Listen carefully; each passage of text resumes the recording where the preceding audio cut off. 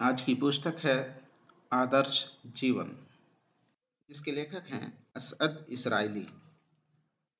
प्रस्तावना। संपूर्ण विश्व में हजारों भाषाएं पाई जाती हैं। समस्त प्रसिद्ध भाषाओं में हजरत मोहम्मद सल्लल्लाहु अलैहि वसल्लम के जीवन पर सैकड़ों पुस्तकें लिखी गई हैं, जो कई भागों और हजारों पृष्ठों पर फैली हुई हैं। कारण इसका यह है कि एकमात्र आपका व्यक्तित्व ही ऐसा है जो इतिहास के पन्नों पर नहीं, अपितु पूरी सच्चाई के साथ अंकित है। दूसरा कारण यह है कि आपके माध्यम से संसार की सर्वाधिक महान क्रांति आई है। अरब जाति जो न केवल मूर्तियों की पूजा करती थी, बल्कि मूर्तियों पर मानव बलि भी चढ़ाती थी। जहाँ पिता की धर्मपत्नी पुत्र को उत्तराधिकार स्वरूप मिल जाती थी, जहाँ सगी बहनों के साथ विवाह को वैध समझा जाता था, जहाँ जुआ, शराब, व्यभिचार और बेहयाई का आम प्रचलन था, जहाँ पुत्रियों को जिंदा जमीन में दफन कर दिया जाता था और लड़ाइयों में जिंदा लोगों को जला दिया जाता था, वह जाति ऐसे उच्च आचरण और नैतिकता वाली जाति बन गई जो अब समस्त मानवता के लिए नमूना है। इस्लाम की सरिता प्रवाह लोगों को बुलाने, समझाने और उसकी नैतिकता एवं सज्जनता के नमूनों के चर्चे पूरे विश्व में फैल गए। हमारी इस संस्था को भी आज ये गौरव प्राप्त हो रहा है कि हजरत मोहम्मद सल्लल्लाहु अलैहि वसल्लम के पवित्र जीवन पर संक्षिप्त किंतु व्यापक पुस्तक प्रस्तुत करें। बोधगम्य, सरल और सरस भाषा में रचित प्रस्तुत पुस्तक विद्वान लेखक मौलाना असद इसराइली की एक अन्य कृति है। संक्षिप्त एवं सीमित पन्नों में एक ऐसे प्रखर व्यक्तित्व के जीवन तथा उसके आचार व्यवहार की झलकियां प्रस्तुत की गई हैं, जिससे बढ़कर कोई व्यक्तित्व मानव इतिहास में पैदा ही नहीं हुआ। मुसलमानों के लिए भी उनके पवित्र जीवन का अध्ययन जरूरी है, इसलिए कि वे जिस पैगंबर पर गर्व करते हैं, उसके उच्च आचार व्यवहार को अपने लिए अनुकरणीय उदाहरण बना सकें। गैर मुस्लिमों के लिए भी ऐसे ऐतिहासिक महापुरुष का इतिहास जानना आवश्यक है, इसलिए कि जीवन पथ प्रदर्शन के लिए अब कोई व्यक्तित्व ऐसा नहीं जो इतना महान एवं इतना व्यापक हो कि रण क्षेत्र की कमान भी संभाले और मानवता के बचाव की चिंता भी करे, जो असाधारण शासक भी हो और साधारण व्यक्ति की हैसियत से संतोषप्रद निर्वाह करे, और इसलिए भी कि उनकी रिसालत पर ईमान लाए बगैर परलोक में मुक्ति संभव नहीं। डॉक्टर मोहसिन उस्मानी नदवी। जन्म। भारत के पश्चिम में समुद्र के दूसरे छोर पर अरब देश आबाद है। इस पावन धरती पर हर दौर में ईश दूत आते रहे हैं। इसी अरब के शहर मक्का में ईश्वर का वह पवित्र घर भी मौजूद है, जिसे हजारों वर्ष पूर्व हजरत इब्राहिम अलैहिस्सलाम ने लोगों को एक ईश्वर यानी एकमात्र पूज्य की ओर बुलाने के लिए निर्माण किया था। 1500 वर्ष पूर्व सारी दुनिया की भांति ये धरती भी गुनाहों के अंधकार में डूबी हुई थी। लोग अपने सृष्टा और अपने पालनहार को भूल गए थे। झूठ, व्यभिचार, बलात्कार, बेहयाई, शराब, जुआ और सूदखोरी का आम प्रचलन था। रिश्तों एवं संबंधों की पवित्रता धूमिल हो चुकी थी। पिछले ईश दूतों की शिक्षाओं को लोग भूल गए थे। एकमात्र पूज्य को छोड़कर अनेकों देवी देवताओं की पूजा में लगे थे। मूर्ति पूजा फैली हुई थी। आवश्यकता थी कि कोई सच्चा महापुरुष लोगों तक एक बार फिर अपने वास्तविक सृष्टा का संदेश पहुंचाए तथा उन्हें भूला पाठ याद दिलाए। 20 अप्रैल 571 ईस्वी में हजरत मोहम्मद रसूलुल्लाह सल्लल्लाहु अलैहि वसल्लम मक्का के एक प्रतिष्ठित वंश में पैदा हुए। आपके पिता का नाम अब्दुल्लाह और आपकी माँ का नाम आमिना था। आपके पिता उस समय व्यापार से संबंधित यात्रा पर गए हुए थे जब आपका जन्म हुआ। इसी यात्रा में पिता अब्दुल्लाह का देहांत हो गया और वे अपने उस बेटे का चेहरा भी नहीं देख सके जिसके कर कमलों द्वारा इतिहास की सर्वाधिक महान क्रांति संपन्न हुई। आपकी माँ आमिना मात्र 19 वर्ष की अल्प आयु में ही विधवा हो गई। दादा अब्दुल मुत्तलिब ने आपका शुभ नाम मोहम्मद रखा। अरब की परंपरा के अनुसार आपका पालन पोषण एक गांव में हुआ। अरब में ये नियम था कि बड़े घराने वाले अपने बच्चों को जन्म के बाद गांव भेज दिया करते थे, जहाँ के खुले वातावरण में वे स्वस्थ और बहादुर हो जाते और उनकी बोलचाल भी अच्छी हो जाती थी। जिस वर्ष आपका जन्म हुआ उस वर्ष भी गांव की महिलाएं बच्चा लेने मक्का आई, परंतु किसी ने भी आमिना के घर की सुध न ली, क्योंकि आमिना के पति का देहांत हो चुका था और एक अनाथ बच्चे का पालन पोषण करने के लिए वे इसलिए तैयार न थी कि उसके पोषण का अच्छा इनाम नहीं मिल सकेगा। अंततः कबीला बनी साद की एक महिला हलीमा ने आपको ले लिया, क्योंकि उनको कोई बच्चा नहीं मिल सका था। हलीमा आपको अपने गांव ले गई। गांव जाते समय रास्ते में हलीमा और उनके पति ने आपकी बरकतों का स्पष्ट अनुभव किया। बाल्यावस्था। जब आपकी आयु 6-7 वर्ष की हुई तो हलीमा आपको माँ आमिना से मिलाने लाई। कुछ दिन आप अपनी माँ के पास रहे, फिर आमिना आपको पिता की समाधि दिखाने यस्रिब ले गई, लेकिन वहीं पर आपकी माँ का भी देहांत हो गया। इस प्रकार बाल्यावस्था में ही आप माँ बाप दोनों के प्यार भरे साय से वंचित हो गए। आमिना के देहांत के बाद आप अपने दादा अब्दुल मुत्तलिब की देख रेख में आ गए। दादा ने आपको बहुत लगन और प्यार से पाला, परंतु 2 वर्ष के बाद दादा भी परलोक सुधार गए। इस प्रकार 8-9 वर्ष की अल्प आयु में आप दादा से भी बिछड़ गए। दादा की मृत्यु के बाद आपके चाचा अबू तालिब ने आपको अपनी देख रेख में ले लिया। अबू तालिब बहुत गरीब थे, इसलिए आपने बकरियां चराना शुरू कर दिया। जो कुछ मजदूरी मिलती आप अपने चाचा के हाथ पर रख देते। इस प्रकार बचपन में ही आप पर खर्च उठाने की जिम्मेदारियों का बोझ पड़ गया। बाल्यावस्था ही से आप शांत और गंभीर स्वभाव के थे। बकरियां चराते चराते सोचने लगते कि धरती, आकाश, पहाड़, नदियां और दरिया किसने बनाए हैं। एकांत की शांति में आपको अपने प्रभु की महानता का आभास होता था। बकरियों की देखरेख करने वाले इस नन्हे बालक को क्या पता था कि मनुष्यों का पथ प्रदर्शन का महान दायित्व एक दिन उसके सुपुर्द होने वाला है। व्यर्थ और गंदे खेल तमाशों से आप दूर रहते थे। बचपन ही से आप बहुत शर्मीले थे, क्योंकि अरब के वातावरण में लोग निर्वस्त्र हो जाने को कोई दोष नहीं समझते थे। एक बार खानाए काबा के लिए पत्थर ढोते समय आपके चाचा ने बच्चा समझकर आपकी लुंगी आपके कंधे पर रखना चाहा, तो आप शर्म के मारे बेहोश हो गए। बचपन ही से आप मूर्ति पूजा को पसंद नहीं करते थे। परिवार के सारे लोग एक मूर्ति पूजा के लिए जाया करते थे, किंतु आप कभी नहीं गए, और जब कोई जाने को कहता तो हमेशा मना कर दिया करते थे। आप बचपन में भी शिर्क अर्थात बहुदेववाद एवं मूर्ति पूजा की बुराई से बचते रहे। आपकी नेकी और मासूमियत की चर्चा सारे मक्का में हो गई थी। यहाँ तक कि एक बार वर्षा न हुई तो मक्का वालों ने मोहम्मद सल्लल्लाहु अलैहि वसल्लम के वास्ते से ईश्वर से वर्षा की प्रार्थना की थी, जिसके बाद मक्का में जोरदार वर्षा हुई थी, जिसे आगे चलकर ईश दूत होना था। उसका बचपन भी निराला था। जब आप 12 वर्ष के हुए तो अबू तालिब के साथ सीरिया की व्यापक यात्रा पर गए। इस यात्रा में आपने नदियों, पहाड़ों, रेत के टीलों और नीले आकाश को समीप से देखा। उनके सुंदर एवं मोहक दृश्यों ने ईश्वर की महानता की गहरी भावनाएं आपके दिल में भर दी। युवावस्था। 16 वर्ष की आयु हुई तो आपकी पाक साफ जवानी के चर्चे अरब में होने लगे। अरब का सामाजिक वातावरण बहुत ही प्रदूषित था। वे लोग महिलाओं को तुच्छ एवं अपमान की वस्तु समझते थे और जमीन में अपनी पुत्रियों को जीवित गाड़ दिया करते थे। एक एक आदमी की बहुत सी केवल पत्नियां ही नहीं बल्कि अवैध पत्नियां भी होती थी। हत्या, लूटपाट उनकी आदत में शामिल थी। मृत पशु खाते और शराब पीते थे। ऐसे वातावरण में आप सबसे अलग दिखाई देते थे। आप सच्चे थे, अमानतदार थे, भोले भटकों को रास्ता बताते थे, वृद्ध महिलाओं का बोझ उठाकर उनके घर तक पहुंचा आते थे, उनकी बकरियों का दूध दूह दिया करते थे, वादे के बेहद पक्के और जबान के सर्वाधिक सच्चे थे। कभी किसी को बुरा नहीं कहते, कभी किसी को कष्ट नहीं देते। उसी दौर में पीड़ितों और बेसहारों की मदद के लिए कुछ युवाओं ने एक मंडली बनाई जिसका नाम हिल्फुल फुजूल था। आपने इस मंडली को बनाने में भरपूर हिस्सा लिया और ईश दूत नियुक्त होने के बाद भी आप उस मंडली सभा को याद किया करते थे।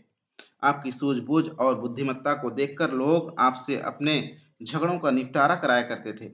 लोगों ने आपका उपनाम सादिक यानी सच्चा और अमीन यानी अमानतदार रख दिया था। आपकी ईमानदारी के चर्चे सुनकर मक्का की एक धनी विधवा खदीजा ने आपको अपने व्यापार में साझी बनाने का सुझाव रखा। आप तैयार हो गए और सीरिया की यात्रा पर रवाना हो गए। उस समय आपकी आयु 24 वर्ष की थी। खदीजा का गुलाम मैसरा आपके साथ था। इस यात्रा में मैसरा आपकी शराफत यानी सज्जनता, कार्यप्रणाली, सहिष्णुता, ईमानदारी देखकर दंग रह गया। विवाह। इस यात्रा में व्यापार की दृष्टि से बहुत लाभ हुआ। अब तो खदीजा ने स्थायी रूप से व्यापारिक साझेदार बनाना चाहा।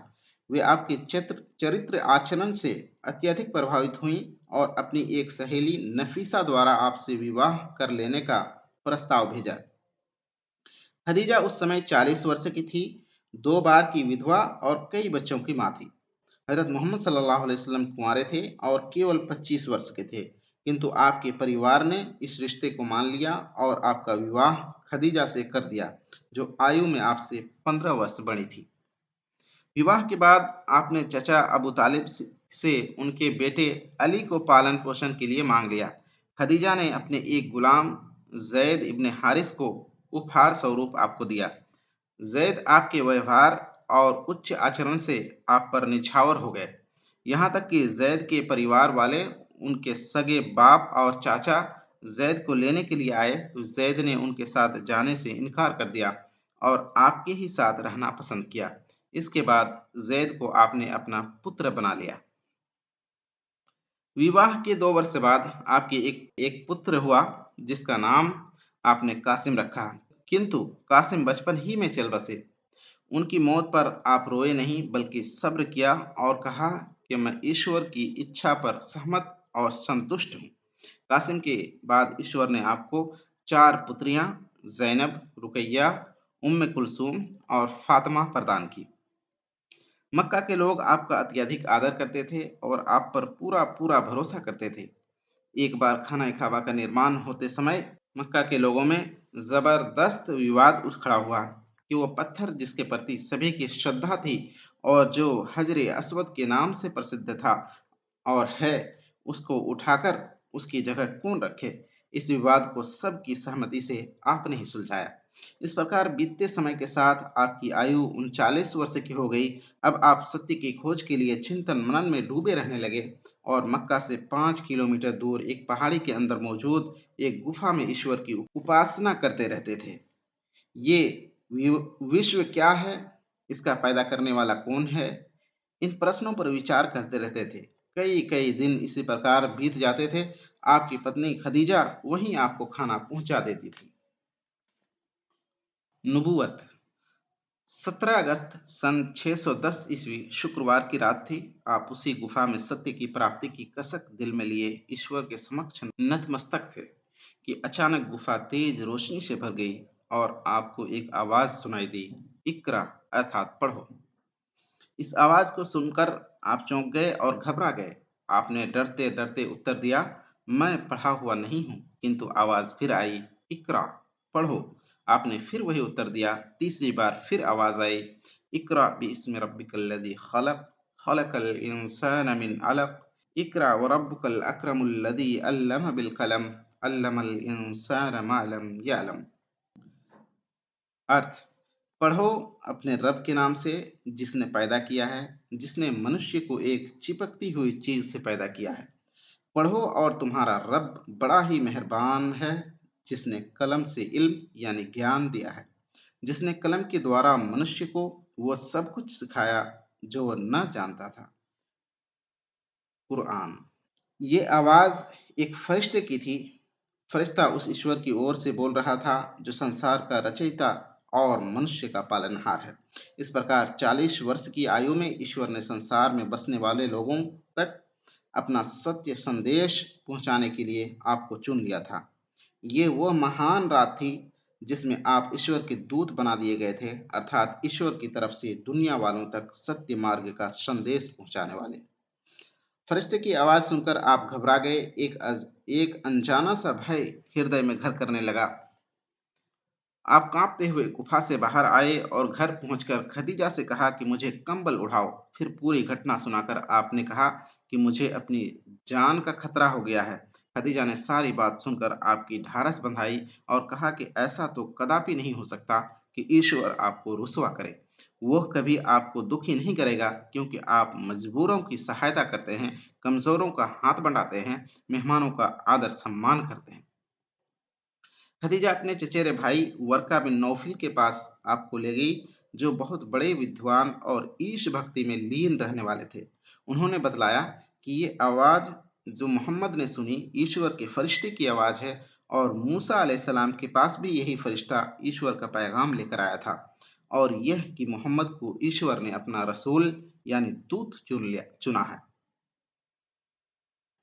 सबसे पहले खदीजा आप पर ईमान लाई, मतलब ये कि सबसे पहले आपके इष्टदूत होने को खदीजा ने ही माना। उसी दिन शाम को आपने फरिश्ते यानी जिब्रील के बताए हुए नियमानुसार खदीजा के साथ वुजू करके 2 रकात नमाज पढ़ी। अली और जैद भी आप ही के साथ खदीजा के घर में रहते थे। ये दोनों भी आप पर ईमान ले आए। कुछ ही दिनों के अंदर अंदर एक हबशी गुलाम बिलाल ने भी आपको ईश्वर का दूत, ईश्वर का रसूल यानी ईशदूत मान लिया, और आपके दोस्त अबू बकर भी आप पर ईमान लाने वालों में शामिल हो गए। इस तरह महिलाओं में खदीजा, पुरुषों में अबू बकर, बच्चों में अली और गुलामों में बिलाल हबशी को सबसे पहले आप पर ईमान लाने का सौभाग्य प्राप्त हुआ।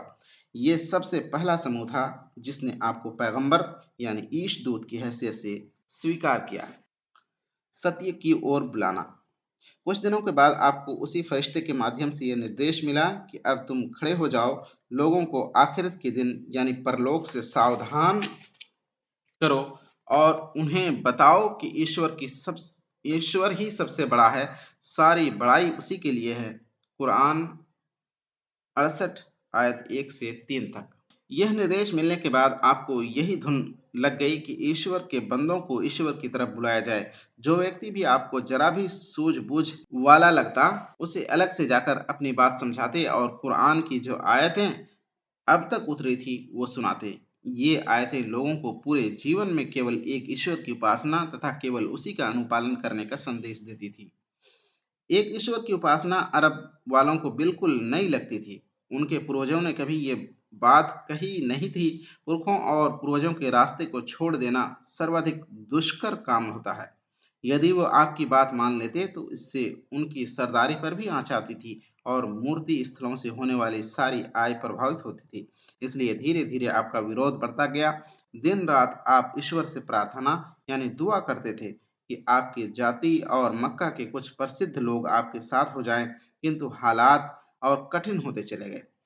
3 वर्ष इसी तरह बीत गए। आप शांति से लोगों को इस्लाम की दावत देते रहे।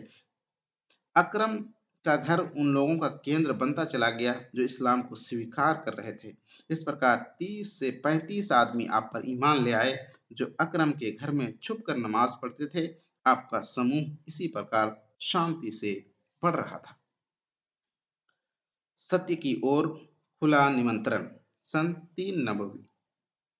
3 वर्ष के बाद आपको आदेश हुआ, फस्द बिमा तुमर वअरिज अनिल मुशरिकीन। अर्थ, जो काम आपको सुपुर्द किया गया है आप उसे खुल्लम खुल्ला पेश करें, और मुशरिकों अर्थात बहुदेववादियों की परवाह न करें। इस आदेश के उतरते ही आप खाना काबा गए और वहां सबके सामने नमाज पढ़ी। सारे लोग अचंभे में पड़ गए और आपको धमकी देने लगे।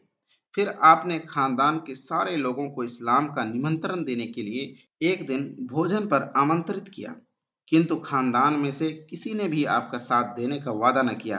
केवल अली ने आपका साथ देने का ऐलान किया, और अबू तालिब चाचा ने आशीर्वाद दिया तथा सरपरस्ती करने का विश्वास दिलाया। सफा पर्वत पर। कुछ दिन के बाद आपने सफा पर्वत पर चढ़कर मक्का वालों को आवाज दी और लोग जमा हो गए। तो आपने कहा, तुम मेरे प्रति क्या विचार रखते हो? मुझे सच्चा समझते हो या झूठा? मक्का के सारे लोग आपके जीवन ग्रंथ के एक एक पन्ने से परिचित थे। सबने एक ही बात कही कि हमने कभी आपके मुंह से कोई झूठी बात नहीं सुनी। हम जानते हैं कि आप सच्चे और अमीन हैं। इस पर आपने कहा कि अगर मैं कहूं कि इस पहाड़ी के पीछे दुश्मन की फौज छिपी हुई है, तो क्या तुम मेरी बात मान लोगे? लोगों ने उत्तर दिया, हम तुमको सदा से सच्चा समझते रहे हैं। तुम ऊंची जगह पर खड़े हो और पहाड़ के उस तरफ का हाल देख सकते हो जो हमारी नजरों से ओझल है। आपने कहा, तो फिर मैं ये कहता हूँ कि पूज्य एक है और उसका कोई साझी नहीं। मौत का आना तय है और मरने के बाद दूसरे जीवन में अपने ईश्वर के समक्ष उपस्थित होना है। अगर इन बातों को मानकर अपना जीवन व्यतीत करोगे तो सफलता और मुक्ति का मुंह देखोगे तथा लोक और परलोक दोनों जगह सफल रहोगे, अन्यथा तुम पर बड़ा प्रकोप उतर पड़ेगा। लोग ये सुनकर बहुत क्रोधित हुए। उन्होंने कहा, क्या हमें इसलिए बुलाया था? व्यर्थ ही हमारा समय नष्ट किया और सब अपनी अपनी राह हो लिए। मुसीबतों के पहाड़। उस दिन के बाद से तो अरब की जमीन आप पर तंग हो गई। इस्लाम के शत्रुओं ने आपको सताने के लिए हर संभव प्रयास किए। आप पर बार बार शारीरिक हमले किए गए, किंतु आपके कदम तनिक भी न डगमगाए। आप मक्का के बाजारों और मेलों में घूम घूम कर लोगों को ईश्वर का सत्य संदेश पहुंचाते रहे। आपके चाचा अबू लहब ने आपकी दोनों पुत्रियों को अपने पुत्र उतबा और उतैबा से तलाक दिलवा दी। उसकी पत्नी रोजाना आप पर कूड़ा करकट फेंकती। इसी बीच आपके पुत्र अब्दुल्लाह का देहांत हुआ तो शत्रुओं ने बजाय सांत्वना देने के और दुख व्यक्त करने के उल्टे आपका मखौल उड़ाया और कहा कि मोहम्मद की तो जड़ ही कट गई है। आप गलियों और बाजारों में लोगों को सच्चाई की ओर बुलाने के लिए निकलते तो लोग आप पर पत्थर मारते और गंदगी फेंकते। एक बार शाम को जब आप घर आए तो आपका चेहरा और बाल धूल मिट्टी और गंदगी से अटे हुए थे। आपने अपनी पुत्री फातिमा से चेहरा और बाल धोने के लिए पानी मंगाया। नन्ही फातिमा आपका सर और मुंह धो रही थी और रोती जा रही थी। तब आपने कहा, बेटी रो मत, इसलिए कि ईश्वर तेरे पिता को बर्बाद नहीं करेगा। अब हुजूर सल्लल्लाहु अलैहि वसल्लम पर ईमान लाने वालों पर भी अत्याचार के पहाड़ तोड़े जाने लगे थे। एक बूढ़ी महिला सुमैया के गुफ्तांग पर बर्छा मारकर उनको शहीद कर दिया गया। अम्मार बिन यासिर की टांगे चीर दी गई। मुस्लिम स्त्रियों, बच्चों और गुलामों पर असहनीय एवं बर्बरतापूर्ण अत्याचार शुरू हो गया, किंतु मुसलमानों ने हर अत्याचार को सहर्ष सहन किया और कठिन से कठिन परिस्थितियों में भी वे एक ईश्वर का नारा लगाते रहे। हजरत बिलाल उमैया बिन खलफ के गुलाम थे। उमैया ने उनके मुसलमान होने को सुना तो आपे से बाहर हो गया और उनके गले में रस्सी डालकर बाजारी लड़कों के हाथ में दे दिया कि इनको पहाड़ियों पर घसीटते फिरो। ये सजा समाप्त हुई तो उनको मक्का की घाटी की गर्म रेत पर लिटाया गया और तपते हुए पत्थर सीने पर रखे गए। ये बर्बर प्रक्रिया हफ्तों जारी रही। आखिरकार हजरत अबू बकर ने उन्हें खरीद कर स्वतंत्र किया। हजरत खब्बाब भी एक गुलाम थे। वे मुसलमान हुए तो घर वालों ने जमीन पर अंगारे बिछाकर उसके ऊपर उन्हें लिटा दिया। एक दुष्ट व्यक्ति उनके सीने पर पांव रखे रखे रहा कि करवट न बदलने पाए, यहाँ तक कि अंगारे बुझ गए। हजरत खब्बाब ने मुद्दतों बाद यह बात हजरत उमर से बताई और पीठ खोलकर दिखाई तो पूरी पीठ पर सफेद धब्बे थे। हजरत अबू फकीह के सीने पर इतना भारी पत्थर रखा गया कि उनकी जबान निकल पड़ी। हजरत उस्मान हैसियत वाले थे, दूसरे न बोल सके तो समय उनके चाचा ने खजूर के तने से बांधकर उनको खूब मारा। हजरत जुबैर इस्लाम लाए तो उनके चाचा ने चटाई में लपेटकर उनकी नाक में धुआं दिया। सईद बिन जैद रस्सियों में जकड़कर डाल दिए गए और मुसअब बिन उमैर को उनकी मां ने घर से निकाल दिया। ये कुछ ही उदाहरण हैं, अन्यथा ऐसी घटनाएं तो हर दिन घटा करती थी। मुसलमान ये सब सहते थे और अपनी बात पर जमे रहते थे। एक मुसलमान भी इन दहला देने वाले अत्याचार से डरकर ईमान के रास्ते से न हटा। अल्लामा शिबली ने गॉडफ्री हिंग्स की किताब एपोलोजिया से निम्न पंक्तियां अनुवाद करके उद्धृत की हैं।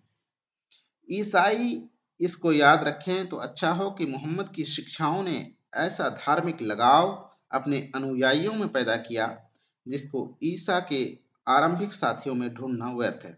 जब ईसा को सूली पर ले गए तो उनके अनुयायी भाग गए।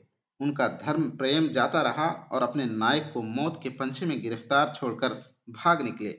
इसके विपरीत मोहम्मद के अनुयायी अपने पैगंबर के पास आए और आपके बचाव में अपनी जानों पर खेलकर दुश्मनों पर आपको हावी किया। दीन की खातिर। जिस दीन अर्थात जिस जीवन प्रणाली और जिस संदेश को लेकर हज़रत मोहम्मद सल्लल्लाहु अलैहि वसल्लम भेजे गए थे, उसका नाम इस्लाम था। इस्लाम ईश्वर का भेजा हुआ दीन, ईश्वर की चुनी हुई जीवन प्रणाली, मनुष्यों के लिए एकमात्र सत्य मार्ग तथा परलोक में मुक्ति का साधन है। इस्लाम का अर्थ है अपने आप को ईश्वर की राह में समर्पित कर देना। जो व्यक्ति अपने आप को ईश्वर को समर्पित कर उसकी दी हुई जीवन प्रणाली को पूर्ण रूप से अपना लेता है, उसको मुस्लिम कहते हैं। अर्थात ईश्वर के आदेशों को मानने वाला और उसके बताए हुए नियमों के अनुसार चलने वाला। इस्लाम का पहला संदेश ये है कि ईश्वर संसार और उसकी समस्त वस्तुओं का सृष्टा है। उसके ईश्वरत्व में कोई अन्य साझी नहीं। धरती से आकाश तक उसी का शासन है। सूरज उसी के आदेश पर निकलता है तथा डूबता है। आसमान उसकी अवज्ञा नहीं कर सकता और धरती भी उसकी आज्ञाकारी है। फल फूल, वृक्ष और अनाज सब उसी के उगाने से उगे हैं। नदियाँ, पहाड़ और जंगल सब उसी ने बनाए हैं। संपूर्ण मानव जाति को, समस्त जानवरों को, सभी पक्षियों को उसी ने पैदा किया है। न उसकी कोई संतान है, न वो किसी का पिता है। दुख, पीड़ा और प्रसन्नता सब वही देता है। वह रोगी बनाता है और वही निरोग करता है। सारा ब्रह्मांड उसकी रचना और उसकी सृष्टि है। वही पूज्य है, वही हमारी आवश्यकताओं को पूरा करने वाला है। उसके अलावा किसी अन्य की पूजा अर्चना करना सबसे बड़ा पाप है। ईश्वर के प्रति इस धारणा का नाम केशवरवाद यानी तौहीद है। इस्लाम के कलमे के पहले भाग ला इलाहा इल्लल्लाह का यही अर्थ है। ईश्वर ने आकाश और पृथ्वी के कार्यों को पूर्ण करने के लिए बहुत सी ऐसी सृष्टियों की भी रचना की है जिसे हम नहीं देख पाते। ये फरिश्ते हैं जो रात दिन ईश्वर के आदेशों को पूरा करने के लिए लगे रहते हैं। इनमें कोई ईश्वरीय शक्ति नहीं है और ना वे ईश्वर हैं। उनमें अपनी व्यक्तिगत कोई शक्ति नहीं है। जो कुछ है ईश्वर के आदेश से है। फरिश्तों पर ईमान इस्लामी धारणाओं का दूसरा भाग है। तीसरा भाग ये है कि ईश्वर अपने बंदों को धर्म के अनुसार जीवन व्यतीत करने तथा सत्यानुकरण करने के लिए हर युग में एक संदेश वाहक बनाता है। पैगंबर यानी ईश दूत को मनुष्यों में से ही चुन लिया जाता था। वे इंसान होते थे, ईश्वर नहीं होते थे। बस उन पर ईश्वर की ओर से वही अर्थात ईश्वर के आदेश निर्देश आते थे। ये वही फरिश्ते लाते थे। ईश्वर के जितने रसूल यानी दूत आए वे सब सच्चे और ईश्वर के भेजे हुए थे। किंतु उन रसूलों की शिक्षाओं को बाद में लोगों ने भुला दिया और ईश्वर की वही जो उन पर उतरी थी उनमें अपनी ओर से फेर बदल कर दिया। दुनिया के आखिरी रसूल पैगंबर हजरत मोहम्मद सल्लल्लाहु अलैहि वसल्लम है। चतुर्थ भाग ये है कि रसूलों के माध्यम से ईश्वर की जो पवित्र पुस्तकें तौरात, इंजील और ज़बूर आदि अवतारित हुई हैं, ये सब सच्ची किताबें हैं। यद्यपि इसके स्वीकार करने वालों ने इसमें काट-छाँट कर दी। सबसे आखिर में कुरान अवतारित हुआ। इस किताब का एक-एक शब्द सुरक्षित है। कुरान वही के रूप में थोड़ा-थोड़ा करके आप पर अवतारित हुआ। पहली वही हिरा नामी गुफा में अवतारित हुई थी, जहां आप जाकर ईश्वर को याद करते थे। इस्लामी धारणाओं का पांचवा और अंतिम भाग मृत्यु के पश्चात मिलने वाली जिंदगी है, जिसको आखिरत कहते हैं। इस धारणा का सार ये है कि मृत्यु के पश्चात क़यामत यानी न्याय दिवस के दिन संपूर्ण मानव जाति को जीवित किया जाएगा। संपूर्ण मानव ईश्वर के समक्ष उपस्थित किए जाएंगे। वहाँ प्रत्येक को उसके किए गए काम का अच्छा या बुरा बदला मिलेगा। इस्लाम की यही 5 मौलिक धारणाएं हैं। जो कोई इन धारणाओं को मान लेता है और इसी के अनुसार अपने जीवन को ढाल लेता है, उसको मोमिन कहते हैं। जो इन धारणाओं को अस्वीकारता है और इन्हें ठुकरा देता है, उसे काफिर कहते हैं। काफिर का अर्थ है अस्वीकार करने वाला। मोमिन का अर्थ है स्वीकार करने वाला। इन 5 धारणाओं को 2 छोटे बोलों में कह दिया जाता है, जिन्हें कलमा तय्यबा कहते हैं। वो ये है, ला इलाहा इल्लल्लाह मुहम्मदुर रसूलुल्लाह। अर्थ है, ईश्वर के सिवा कोई पूज्य नहीं और हजरत मोहम्मद ईश्वर के रसूल हैं। पारलौकिक सफलता के लिए इस कलमे का पढ़ना और इन पांचों बातों पर विश्वास रखना आवश्यक है। सारे पैगंबरों ने अपने अपने समय में लोगों को यह शिक्षा दी कि जो व्यक्ति ईश्वर को एक नहीं मानता और पैगंबर को पैगंबर नहीं मानता, उसका परलोक के जीवन में ठिकाना नर्क है। और जो व्यक्ति ईश्वर को एक मानता है और केवल उसी की उपासना करता है तथा पैगंबरों के आदेशों का पालन करता है, उसका ठिकाना स्वर्ग है, जहां वह सदा आराम से रहेगा। तौहीद और रिसालत से इनकार का अर्थ एक पैगंबर को नहीं बल्कि सभी पैगंबरों को झुठलाना है, जिसकी सजा मरणोपरांत जीवन में बहुत ही कठिन और बहुत ही कड़ी है। इस्लाम के आदेश हज़रत मोहम्मद सल्लल्लाहु अलैहि वसल्लम के जीवन में धीरे धीरे अवतारित हुए। पांच मौलिक धारणाओं के साथ इस्लाम ने दिन में 5 समय की नमाज, वर्ष में रमज़ान मास में रोज़े यानी व्रत, अपने बचे माल पर हर वर्ष ज़कात की अदायगी और जीवन में एक बार अगर हैसियत हो तो हज करने का अनिवार्य आदेश दिया है। आम बोलचाल में इन चारों को इबादत कहते हैं। इनसे संबंधित आदेश एवं निर्देश भी एक साथ नहीं बल्कि थोड़ा थोड़ा करके अवतारित हुए हैं। जानबूझकर इन्हें छोड़ने पर दंडित किया जाएगा। मृत्यु के पश्चात जीवन में अर्थात आखिरत में मोमिन और काफिर, एकेश्वरवादी और बहुदेववादी दोनों का अंजाम एक दूसरे से भिन्न होगा। ईमान वाले एकेश्वरवादी के लिए स्वर्ग और अस्वीकार करने वाले बहुदेववादी के लिए नर्क होगी। किसी एक पैगंबर ने नहीं अपितु समस्त पैगंबरों ने एक मत होकर ये बात कही है। हज़रत मोहम्मद से पहले हज़रत ईसा, हज़रत मूसा और हज़रत इब्राहीम और सब पैगंबरों का यही कहना है। परिणामों की इस भिन्नता का ईश्वर ने ये ब्रह्मांड इसलिए बनाया गया है ताकि उसके बंदे उसकी उपासना और प्रशंसा करें तथा पैगंबर के बताए गए रास्तों का अनुसरण करें। जो भी इस अनुसरण के विरुद्ध जीवन प्रणाली अपनाता है और संदेश को अस्वीकारता है, उसका परिणाम अकेश्वरवादी के परिणाम के समान कैसे हो सकता है। हिजरत हबशा की ओर सन 5 नबवी।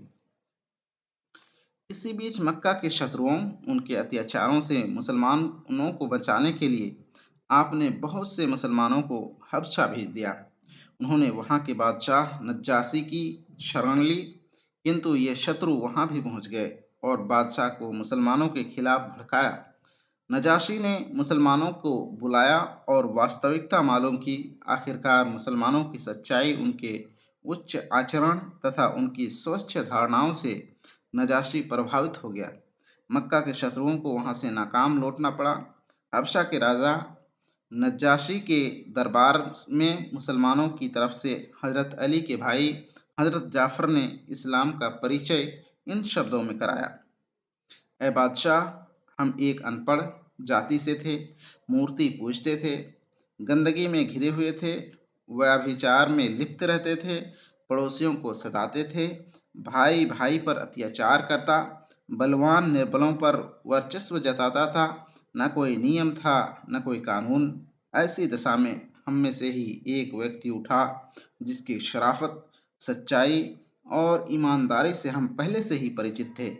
उसने हमको इस्लाम की ओर बुलाया और ये सिखलाया कि हम पत्थरों को पूजना छोड़ दें, सच बोलें, खून खराबे और अत्याचार से बचें, अनाथों का माल न खाएं, पड़ोसियों के साथ अच्छा व्यवहार करें, गुनाहों से दूर रहें, बुराइयों से बचें, ईश्वर की उपासना करें, नमाज पढ़ें, रोज़े रखें, ज़कात दें। हमने उसका कहना मान लिया और उस पर ईमान ले आए। मूर्ति पूजा और ईश्वर का साझी ठहराना, इन महापापों से तौबा कर ली। केवल एक ईश्वर की पूजा अर्चना का मार्ग अपनाया और सारे बुरे कामों और बुरे आचरण से बाज आए। हमारा कोई अपराध था तो यही था। यही वो बड़ा कारण है जिस पर हमारी जाति के लोग हमारी जान के दुश्मन हो गए और हमको विवश करते रहे कि हम पहले वाले पाप लिप्त जीवन की ओर पलट आए। जहाँ तक हो सका हमने इनके अत्याचार सहे। जब मजबूर हो गए तो आपके देश में शरण लेने चले आए हैं। नजाशी ने कहा, जो ईशवाणी तुम्हारे पैगंबर पर उतरी है वो हमें सुनाओ। हजरत जाफर ने सूरह मरियम की कुछ आयतें पढ़कर सुनाई। बादशाह पर उनका ऐसा असर हुआ कि उसकी आंखों से आंसू बहने लगे। उसने ईश्वर की शपथ लेते हुए कहा कि मोहम्मद तो वही रसूल है जिसकी सूचना हजरत ईसा मसीह ने दी थी। इसके बाद उसने मक्का के उन शत्रुओं से कहा कि तुम लौट जाओ, मैं इन निरपराधियों एवं पीड़ितों को वापस न दूंगा। अबू तालिब का सुझाव। मक्का के इन शत्रुओं का अबू तालिब पर भी बेपनाह दबाव था कि वो भतीजे की सरपरस्ती से हाथ उठा लें। एक बार अबू तालिब ने आपसे कहा कि भतीजे, संपूर्ण अरब तुम्हारा विरोधी हो गया है और मैं अपनी बूढ़ी हड्डियों से पूरे देश का मुकाबला नहीं कर सकता। क्या तुम ऐसा नहीं कर सकते कि अपनी बात और अपनी निमंत्रणा में थोड़ा रद्द बदल कर लो? इसके जवाब में आपने कहा, चाचा, यदि ये लोग मेरे एक हाथ में सूर्य और एक हाथ में चंद्रमा भी रख दें तब भी मैं अपने इस मिशन से बाज न आऊंगा। अब या तो ईश्वर अपने इस संदेश को ऊपर करेगा या इसमें मोहम्मद की जान जाएगी। भतीजे के ये जवाब सुनकर अबू तालिब शांत हो गए। मक्का में हुजूर सल्लल्लाहु अलैहि वसल्लम पूरे दृढ़ संकल्प और धैर्य विश्वास के साथ लोगों को इस्लाम की ओर बुलाते रहे। इस बीच मक्का की दो प्रमुख एवं प्रसिद्ध हस्तियों हजरत हमजा और हजरत उमर ने इस्लाम को स्वीकार कर लिया। हमजा आपके शेर दिल चाचा थे और आपकी बहादुरी की धाक सारे अरब वालों पर जमी हुई थी। उमर रजी अल्लाह अन्हु का व्यक्तित्व भी रोब दाब वाला था, जो हमजा के इस्लाम स्वीकार कर लेने के मात्र 3 दिन बाद इस्लाम की गोद में चले आए। इन दोनों के मुसलमान हो जाने से आपको अत्यधिक बल प्राप्त हुआ। शेब अबी तालिब की कैद। इस कठिन एवं दुष्कर परिस्थितियों का सामना करने के लिए मक्का वालों ने एक बड़ी सभा की, जिसमें आपके पूरे परिवार यानी बनु हाशिम के वंशजों का पूर्ण रूप से बायकाट का निर्णय लिया गया। इस निर्णय के अनुसार जब तक बनु हाशिम के लोग मोहम्मद को उनके हवाले न कर दें, उनके साथ मिलना जुलना, शादी ब्याह, लेन देन और किसी भी प्रकार की कोई संबंध रखने की मनाही कर दी गई। ये भी तय हुआ कि बनु हाशिम को बाजारों में घुसने न दिया जाएगा और खाने पीने की कोई चीज उन तक न पहुंचने दी जाएगी। यह अनुबंध लिख करके काबे की छत पर टांग दिया गया। इसके बाद अबू तालिब ने बनु हाशिम के पूरे परिवार को साथ लेकर एक पहाड़ की घाटी में शरण ली। खाने पीने का जितना सामान साथ ले गए थे शीघ्र ही खत्म हो गया। कुछ ही दिनों में बच्चे भूख से बिलखने लगे, माताओं के सीने का दूध सूख गया। हुजूर सल्लल्लाहु अलैहि वसल्लम भूख से व्याकुल होकर कभी पत्ते खाते, कभी पेड़ों की छाल चबाते। 3 वर्ष तक हुजूर सल्लल्लाहु अलैहि वसल्लम और आपके वंशज असहनीय कष्ट झेलते रहे। अंततः एक दिन ईश्वर की कृपा से ये बायकाट खत्म हुआ, क्योंकि उस अनुबंध की प्रतिलिपि को दीमक चाट गई।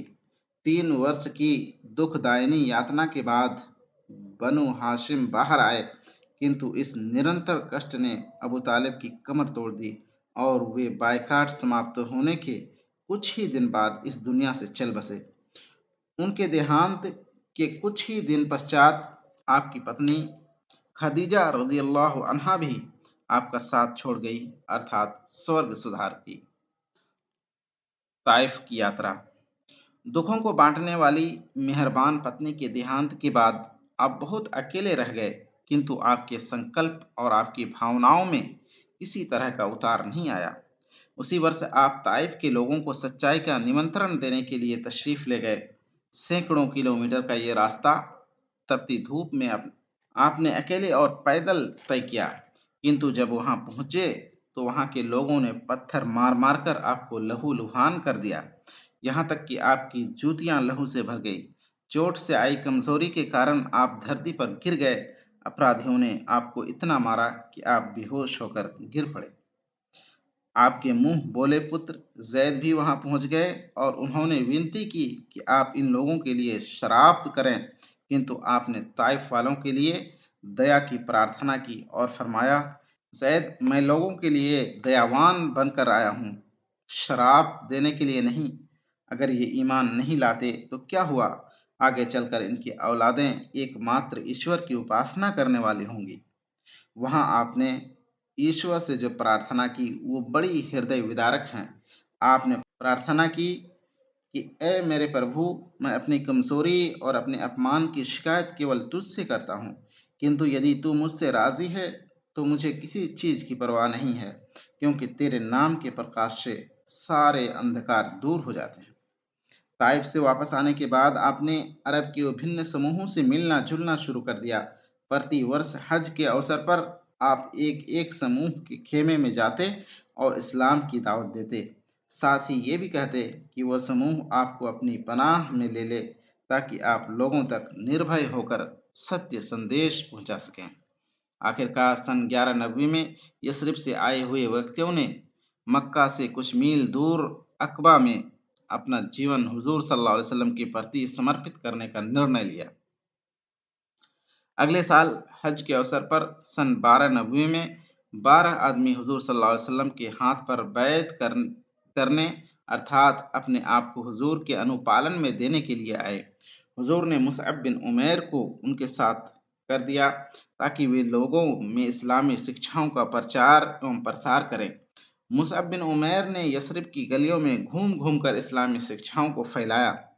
अगले वर्ष 73 पुरुषों एवं 2 स्त्रियों का एक समूह हुजूर सल्लल्लाहु अलैहि वसल्लम और मुसलमानों को मक्का छोड़कर यस्रिब चले आने का निमंत्रण देने के लिए हज के मौके पर मक्का आए। यस्रिब से जो लोग आकर इस्लाम को स्वीकार कर रहे थे, वे आपके हाथ पर बैत करके अर्थात आपकी बातें मानने का प्रण करते। बैत की शर्तें थी, हम हम एकमात्र ईश्वर की उपासना करेंगे और किसी अन्य को उसका साझी एवं शरीक नहीं ठहराएंगे। हम चोरी और व्यभिचार यानी जिना नहीं करेंगे। हम अपनी संतान की हत्या नहीं करेंगे। हम किसी पर झूठा आरोप नहीं लगाएंगे, न चुगली करेंगे। हर अच्छी बात में नबी सल्लल्लाहु अलैहि वसल्लम का अनुपालन करेंगे। ये वह महत्वपूर्ण बातें थी जिनकी प्रतिज्ञा यानी बैत हुजूर के हाथों पर लोग कर रहे थे। इस प्रकार यस्रिब यानी मदीना की ओर हिजरत करने से पहले इस्लाम का प्रकाश यस्रिब में फैल रहा था। इस्लाम के प्रसार के लिए आपने मुसअब बिन उमैर को वहां भेज दिया था। अलविदा ए मक्का। यस्रिब वालों का ये आमंत्रण ईश्वर की खास सहायता थी। आपने मुसलमानों को मक्का छोड़कर यस्रिब जाने की आज्ञा दे दी। एक एक करके मुसलमान यस्रिब जाने लगे, परंतु आप शत्रुओं के बीच मक्का ही में उपस्थित रहे। आप चाहते थे कि जब सारे मुसलमान कुशलतापूर्वक यस्रिब पहुंच जाएं, तो अंत में स्वयं निकलें। इस्लाम के शत्रुओं को जब ये सारी बातें मालूम हुई, तो उन्होंने मारे क्रोध के आपको रोकने तथा शहीद कर देने का निर्णय अपने एक संयुक्त सभा में किया और रात्रि के समय आपके घर को घेर लिया। रात्रि का गहरा अंधेरा छा गया तो आप अपने बिस्तर पर अली रजी अल्लाह अन्हो को लिटाकर ईश्वर का नाम लेकर बाहर निकल आए तथा बहुत ही शांति से शत्रुओं के बीच में से होकर निकल गए। घर की पूरी घेराबंदी थी, किंतु कोई आपको न देख सका। आप सीधे अबू बकर सिद्दीक रजी अल्लाह अन्हो के घर पहुंचे। मुसलमानों में अब केवल वही बाकी बचे थे।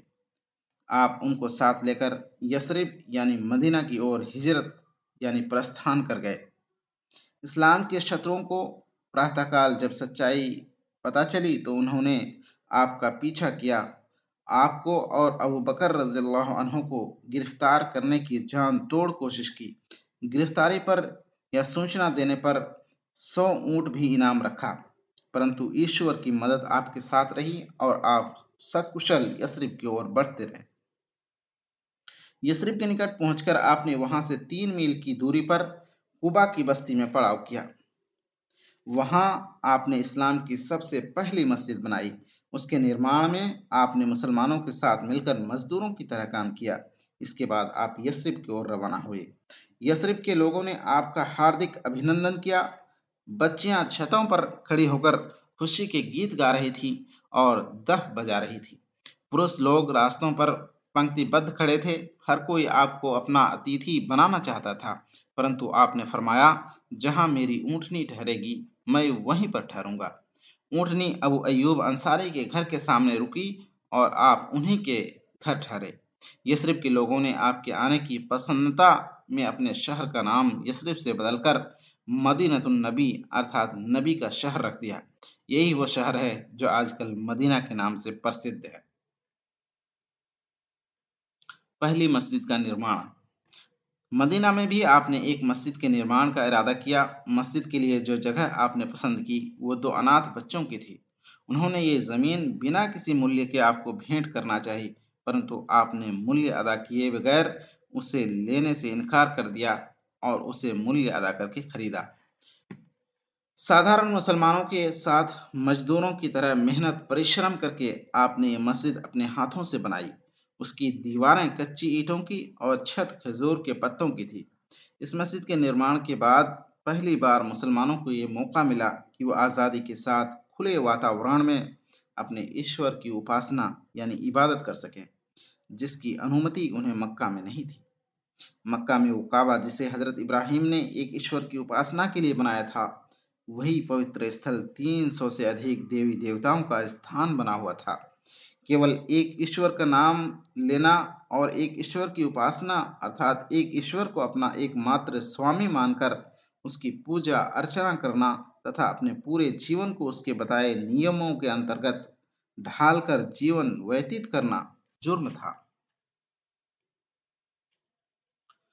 आपसी भाईचारा। मदीना पहुंचकर आपके समक्ष सबसे पहली समस्या यह थी कि जो लोग अपना घर-बार और व्यापार सब कुछ त्याग कर आपके साथ आ गए हैं, उनके रहने-सहने का क्या प्रबंध किया जाए? इसके लिए आपने मदीना के मुसलमानों को बुलाकर फरमाया कि ये मेरे साथ जो लोग आए हैं, ये तुम्हारे भाई हैं। इसके बाद आपने मदीने के एक-एक व्यक्ति को बुलाकर मक्का से आए हुए एक-एक मुहाजिर को उसका भाई बना दिया ताकि वह उसे अपने साथ ले जाए और उसे अपने घर रखे। मक्का से आने वालों को मुहाजिर और मदीने के मुसलमानों को अंसार का नाम दिया। ये भाईचारे का संबंध ऐसा मजबूत एवं स्थायी सिद्ध हुआ कि लोग पहचान ही न सकते थे कि ये लोग आपस में सगे भाई नहीं हैं। यहूदियों से अनुबंध। इसके बाद आपने मदीने में रहने वाले यहूदियों से संपर्क स्थापित किया और उनके साथ नियमानुसार अनुबंध किया। उनके किसी समूह के साथ ये अनुबंध हुआ कि मदीना में मुसलमान और वे मिलजुल कर रहेंगे और उनमें से किसी एक पर हमला करने वाला दोनों समुदायों का संयुक्त शत्रु समझा जाएगा। और किसी समूह के साथ ये अनुबंध किया कि किसी भी बाहरी आक्रमण की स्थिति में वे शत्रु का साथ नहीं देंगे। मदीना और उसके आसपास शांति की स्थापना के लिए यहूदियों के साथ मिलकर आपने जो अनुबंध किया था, यह एक लिखित संविधान था और संसार के इतिहास का पहला संविधान था। नमाज के फर्ज होने का आदेश मक्का में अवतारित हो चुका था। मदीना आने के बाद उसी वर्ष ज़कात भी फर्ज हो गई। हर वो व्यक्ति जिसको ईश्वर ने धनवान किया है, उस पर प्रत्येक वर्ष निर्धनों एवं असहायों के लिए अपने धन का एक निश्चित भाग निकालना फर्ज ठहराया गया। किबला परिवर्तन सन 2 हिजरी। मदीना आने के कुछ दिन बाद इस्लाम का किबला बदल गया। अब तक मुसलमान बैतुल मुकद्दस की तरफ मुंह करके नमाज पढ़ते थे, अब खाना काबा की तरफ मुंह करके नमाज पढ़ने लगे।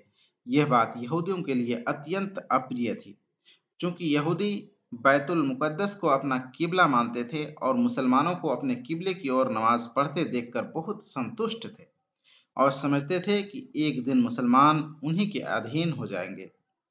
रमज़ान के रोज़े यानी व्रत भी इसी वर्ष फर्ज हुए। रमज़ान का महीना वंचितों से सहानुभूति का महीना है। रमज़ान के बाद पहली शव्वाल को ईद का त्यौहार निर्धारित किया गया, जिसमें मुसलमान एक महीना रोज़ा रखने की खुशी में 2 रकअत नमाज पढ़ते हैं। मुनाफिकीन की समस्या। एक और समस्या जिससे मुसलमानों को जूझना पड़ा वो मुनाफिकीन अर्थात मुसलमानों की पंक्तियों में छिपे पाखंडियों की समस्या थी। अब्दुल्ला बिन उबई यस्रिब का एक बड़ा धनवान व्यक्ति था। हुजूर सल्लल्लाहु अलैहि वसल्लम के मदीना आने से पूर्व वो वहाँ का सरदार बनने का प्रयास कर रहा था और ये बात तय हो चुकी थी कि यस्रिब यानी मदीना में रहने वाले औस और खजरज नामी दोनों समूह उसे अपना सरदार मान लेंगे। हुजूर सल्लल्लाहु अलैहि वसल्लम के आने के बाद उसका यह सपना मिट्टी में मिल गया और मदीना का नेतृत्व आपके पास आ गया। अब्दुल्ला इब्न उबई के दोस्तों तथा निकटस्थ लोगों के दिलों में इस्लाम और मुसलमानों की तरफ से ईर्ष्या एवं वैमनस्य की भावना उत्पन्न हो गई। वे खुल्लम खुल्ला इस्लाम का विरोध न कर सकते थे, क्योंकि ओस और खजरत दोनों समूहों की युवा शक्ति इस्लाम के साथ थी। इसलिए उन्होंने ये तय किया कि ऊपर से तो हम मुसलमान रहेंगे, किंतु अंदर से हम इस्लाम के विद्रोही रहेंगे। इस तरह मदीना में इस्लाम और मुसलमानों के दो शत्रु पैदा हो गए, एक यहूदी और दूसरे मुनाफिकीन। बद्र का युद्ध सन 2 हिजरी। मक्का के शत्रुओं तथा बहुदेववादियों को इस नई स्थिति की जानकारी थी, अतः उन्होंने यहूदियों एवं पाखंडियों मुनाफिकों से अपना संपर्क बना रखा था। उन्होंने अब्दुल्ला बिन उबय को यह संदेश भेजा कि तुम शीघ्र अति शीघ्र मोहम्मद सल्लल्लाहु अलैहि वसल्लम को समाप्त कर दो। दूसरी ओर मक्का के अराजक तत्वों की टोलियां मदीना के आसपास मंडराने लगी। ये लोग अंसार के बाग काट देते और चरवाहों से बकरियां छीन कर ले जाते। आखिरकार उन्होंने मदीना पर भरपूर हमला करने का इरादा कर ही लिया। युद्ध में आने वाले खर्चों के लिए उन्होंने यह तय किया कि इस बार जो तिजारती काफिला सीरिया से लाभ कमा कर लाएगा, वो सारा का सारा लाभांश युद्ध में खर्च किया जाएगा। मक्का के लोगों ने बड़े ही आवेश के साथ इस तिजारती काफिलों में धन संपत्ति के साथ भाग लिया। यहाँ तक कि महिलाओं ने भी इसमें अपनी पूंजी लगाई। यह तिजारती काफिला रवाना हुआ तो मक्का में ये अफवाह फैल गई या फैला दी गई कि मोहम्मद सल्लल्लाहु अलैहि वसल्लम का लश्कर यानी सैन्य टुकड़ी तिजारती काफिले पर हमला करने के लिए रवाना हो चुका है। यह खबर उड़ते ही मक्का के शत्रुओं ने एक सैन्य टुकड़ी बनाई और मदीना पर आक्रमण करने के लिए रवाना हो गए। हुजूर सल्लल्लाहु अलैहि वसल्लम को ये सूचनाएं मिली तो आपने मुहाजिरीन और अंसार सबको एकत्र किया और 313 साथियों को साथ लेकर 16 रमजान सन 2 हिजरी को मदीना से बाहर निकले ताकि शत्रुओं की सेना का मुकाबला कर सके। मदीना से 80 मील दूर बद्र नाम की जगह पर मक्का के शत्रुओं की सेना पहले ही पहुंच चुकी थी। मुसलमान बाद में पहुंचे। रास्ते भर नमाजें पढ़ते तथा ईश्वर से दुआएं प्रार्थना करते हुए सारे लोग बद्र पहुंचे। फजर की नमाज के बाद ईश्वर के संदेष्टा रसूल सल्लल्लाहु अलैहि वसल्लम ने समय सबको पंक्तिबद्ध किया। पंक्तिबद्ध करते समय एक साहब सौदा के बदन पर आपकी छड़ी लग गई तो उन्होंने बदला लेने की मांग की। आपने अपना गिरेबान खोल दिया और फरमाया, ए सौदा, तुम अपना बदला ले लो। किंतु सौदा ने बदला लेने की जगह आपके सीने को चूम लिया। पहाड़ी पर बनी एक झोपड़ी में आप ईश्वर के आगे सजदे में गिर गए। आपकी आंखों से आंसू बह रहे थे और चादर बार बार कंधों पर से गिर जाती थी। जबान पर एक ही दुआ थी, है मेरे ईश्वर, ये थोड़े से लोग जिन्हें मैं यहाँ लाया हूँ, यदि आज समाप्त हो गए तो फिर इस धरती पर कभी तेरी सच्ची उपासना न की जाएगी। ये आसमान वाले ने सुनी और मुसलमानों की सहायता की गई। ईश्वर की सहायता से इस युद्ध में, जिसे बद्र का युद्ध कहा जाता है, मुसलमानों को खुली विजय प्राप्त हुई। शत्रुओं के सारे बड़े बड़े सरदार समाप्त हो गए और जो बचे वो कैदी बना लिए गए। हिजरत के समय जिन 14 सरदारों ने आपको शहीद कर देने की स्कीम बनाई थी, उनमें से एक एक यहाँ मारा गया। लगभग 70 लोग मारे गए और इतने ही आदमी बंधक बना लिए गए। मुसलमानों ने केवल 14 आदमी शहीद हुए, जबकि मुसलमानों के पास पूरी तरह से सैन्य उपकरण व हथियार आदि भी न थे। बंधकों को बाद में आपने मामूली तावान यानी दंड स्वरूप भुगतान के बदले रिहा कर दिया। जो कैदी लिखना पढ़ना जानते थे, उनका तावान केवल ये था कि वो अंसार के कुछ बच्चों को लिखना पढ़ना सिखा दें। इस युद्ध में मुसलमानों की संख्या मात्र 313 थी और मक्के वालों की सैन्य संख्या 1000 से अधिक थी। बद्र के कैदियों के साथ मुसलमानों ने बड़ा अच्छा बर्ताव किया। मुसलमान उनको खाना खिलाते थे, जिनके पास वस्त्र नहीं थे उनको वस्त्र देते थे। उहद का युद्ध सन 3 हिजरी। बद्र के युद्ध में भी मक्का वालों की सेना थी जो मदीना पर आक्रमण कर चुकी थी। उहद के युद्ध में भी मक्का वालों ने ही आक्रमण किया था। इसका सबसे बड़ा प्रमाण यह है कि युद्ध स्थल मदीना के बिल्कुल निकट था। बद्र के युद्ध में मुसलमानों की विजय से इस्लाम के सारे शत्रु चकित रह गए, जिसके बाद मक्का में कुरैश और मदीना में यहूदी मुसलमानों के विरुद्ध षड्यंत्रों में व्यस्त हो गए। यहूदियों से हालांकि मुसलमानों के अनुबंध थे, किंतु उन्होंने अनुबंधों का तनिक भी सम्मान न किया। अगले वर्ष शव्वाल 3 हिजरी में कुरैश फिर एक बड़ी फौज लेकर मदीना पर चढ़ आए और मदीना से केवल 4 मील दूर उहद के पर्वत पर अपना पड़ाव डाल दिया। इसकी सूचना मिलने पर हुजूर सल्लल्लाहु अलैहि वसल्लम भी मुसलमानों से सलाह और परामर्श के बाद मुकाबले के लिए बाहर निकले, किंतु अब्दुल्ला बिन उबय जो मुनाफिकों यानी पाखंडियों का सरदार था, रास्ते ही में से 300 आदमियों को लेकर वापस हो गया। अब केवल 700 मुसलमान बाकी रह गए। ये बहुत ही नाजुक समय था, किंतु मुसलमानों ने हिम्मत न हारी, ईश्वर पर भरोसा किया और बढ़ते ही गए। हुजूर सल्लल्लाहु अलैहि वसल्लम ने युद्ध का नक्शा इस तरह तैयार किया कि इस्लामी फौज को उहद पर्वत के ठीक आगे रखा। सामने शत्रुओं की सेना थी। पर्वत में एक दर्रा था, उस पर आपने 50 तीर अंदाजों को नियुक्त किया और उन्हें ताकीद की कि विजय हो या पराजय, तुम किसी भी हाल में इस जगह से न टलना। बाकी 650 व्यक्तियों के साथ आप मक्का के शत्रुओं के मुकाबले पर डट गए। अब कुरैश आपके सामने थे और पर्वत आपके पीछे था। मुकाबला आरंभ हुआ। मुसलमानों के पास हथियार तथा अन्य सैन्य उपकरण बहुत कम था और कुरैशी शत्रुओं के पास बहुत सामान था, किंतु इसके बावजूद आरंभ में विजय मुसलमानों ही की रही और शत्रु परास्त होकर भाग निकले। पर्वतीय दर्रे पर नियुक्त तीरंदाज ये समझे कि युद्ध समाप्त हो गया है और शत्रु सेना भाग गई है। मक्का के शत्रुओं का छोड़ा हुआ माल जमा करने में लग गए। इधर कुरैशी शत्रु ने कुछ दूर जाकर जब ये देखा कि दर्रा खाली है, मुसलमानों पर पीछे से हमला किया जा सकता है, तो उन्होंने पहाड़ का चक्कर काटकर पीछे से मुसलमानों पर हमला कर दिया। मुसलमान इस अचानक हमले से बेखबर थे। उनमें अफरा तफरी फैल गई।